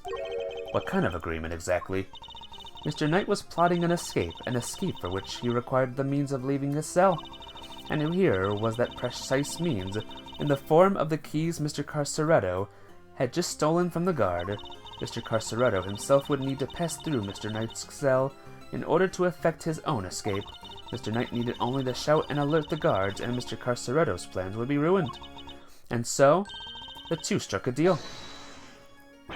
Lady, the only striking I do is with my fists. My, so you deny it. So, we're agreeing that we still did disagree. Mr. Knight had Mr. Carceretto unlocked his cell so that when Mr. Saint arrived, he could escape into the cage. Mr. Saint was then able to move him into the prison proper just as planned.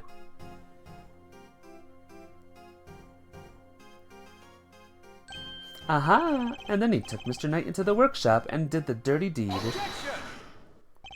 Were neither of you listening? The scent on Knight's body proves that it was taken through the tunnel. It was moved from his cell to the... Perhaps if you would let me finish, Mr. Edgeworth. I am not denying that Mr. Knight's body was moved through the tunnel. Then what are you driving at? Is this a trick question? As you say, Mr. Edgeworth, the sweet scent shows the routes that the body took. However, it did not enter the tunnel from Mr. Knight's cell. Huh? Then how did it get down there? There is another possibility, one that you seem to have overlooked. The well in the yard. Could a body not have entered the tunnel from there? The well in the yard? Oh yeah, that thing. Mr. Saint did not take the cage to the workshop. He took it outside. There he killed Mr. Knight and threw his body down the well.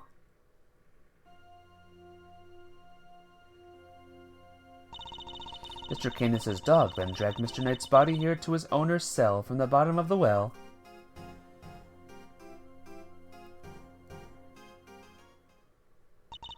On that note, I would ask you to recall something. What was happening in the yard at the approximate time of the body's discovery? The circus show, right? Regina and Simeon were performing for everyone. Wait, Simeon? Ah! Indeed. And so you see how it must have also been him who disposed of the body. Judge Cavell is a truly formidable opponent. She so effortlessly adjusted her theory to fit the facts. I propose that Mr. Knight was taken to the yard, not the workshop, and as we have established, Mr. Saint was offstage for 15 minutes. Ample time to throw the body down the well. I am sure you will agree. Your deduction is impressive, Your Honor. However, even supposing that Knight's body was indeed thrown down the well, you cannot conclusively say that it was during the show. It could have happened at a different time. My sympathies, Mr. Edgeworth, but it simply could not have. What? Mr. Carasado was using the tunnel at around the time the show began. Mr. Carcerado, did you happen to trip over a corpse while you were down there? No. Place was clean. Get. If the body had been at the bottom of the well before the show began, Mr. Carcerado would have seen it.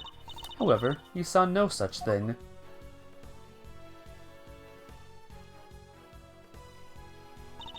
Which makes it somewhat difficult to support your theory. Furthermore, Mr. Knight's body was discovered in the workshop after the show. In summary, the body must have been thrown down the well and moved to the workshop. At some point during the show. Tell me, who else could have done that but Mr. Saint? No! Well, what do we do, Mr. Edgeworth? If the body did indeed enter the tunnel from the well, things don't look good for Mr. Saint. Still, Your Honor, your theory is still just that, a theory. I posit that you lack the evidence to back it up. I concede that, for the moment, I do not. I suggest that we investigate the yard again. Very well. May the goddess of justice go with you. Now then, to the yard. Perhaps you can finally put this case to rest. What's that sound? Yikes! Is there a fire? Did somebody else escape? Should we maybe skip town too? Darlings, please, there's nothing to be alarmed about. By which I mean that's not an alarm, it's the dinner bell. Although I suppose it is rather alarming if you aren't used to it. Certainly scared the heck out of me. I'm so sorry, Sweet Pea. Hope you can forgive us. All right, you two, back to your post. Chop chop.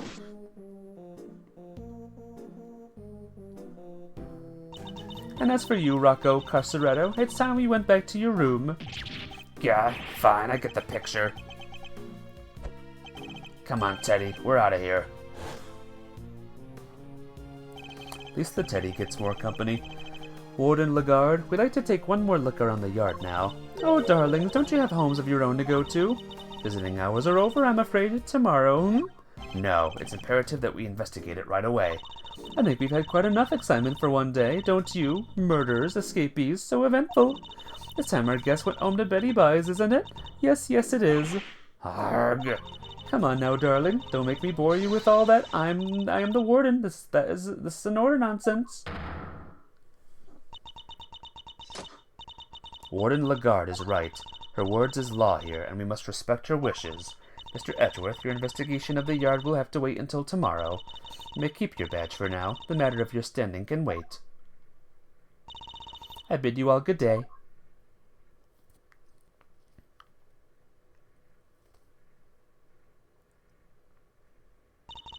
What are you waiting for, kittykins? Off you go. Fine, at least there is a tomorrow for me. Judge Cavell believes that Knight's body was dropped down the well, and then taken through Mr. Carceretto's cell to the workshop. But is that truly the case? Do the facts really support her theory? She also seems to believe Mr. Saint had to be the one to move the body. Was he really the only one with the opportunity to do so? Come on, Mr. Edgeworth. Tomorrow's another day. We'll figure out a way to save Simeon. I know we will. Yes, we will. I will prove that Mr. Saint is innocent beyond a shadow of a doubt. On second thought, Captain Chips, I think you're right. I think these cases are much longer than the cases in the last game. Like, a very, very, very much longer.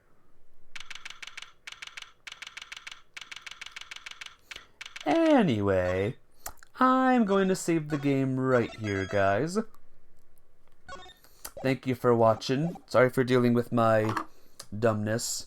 And thank you so much, Flitchard, for your help. I appreciate you big time. Thank you both, everyone. But tomorrow is Saturday, multiplayer day, so look forward to multiplayer games. One I'm excited to play and one that I gotta do one more stream of. So take care, guys. I love you all, and have a fantastic night. Good night!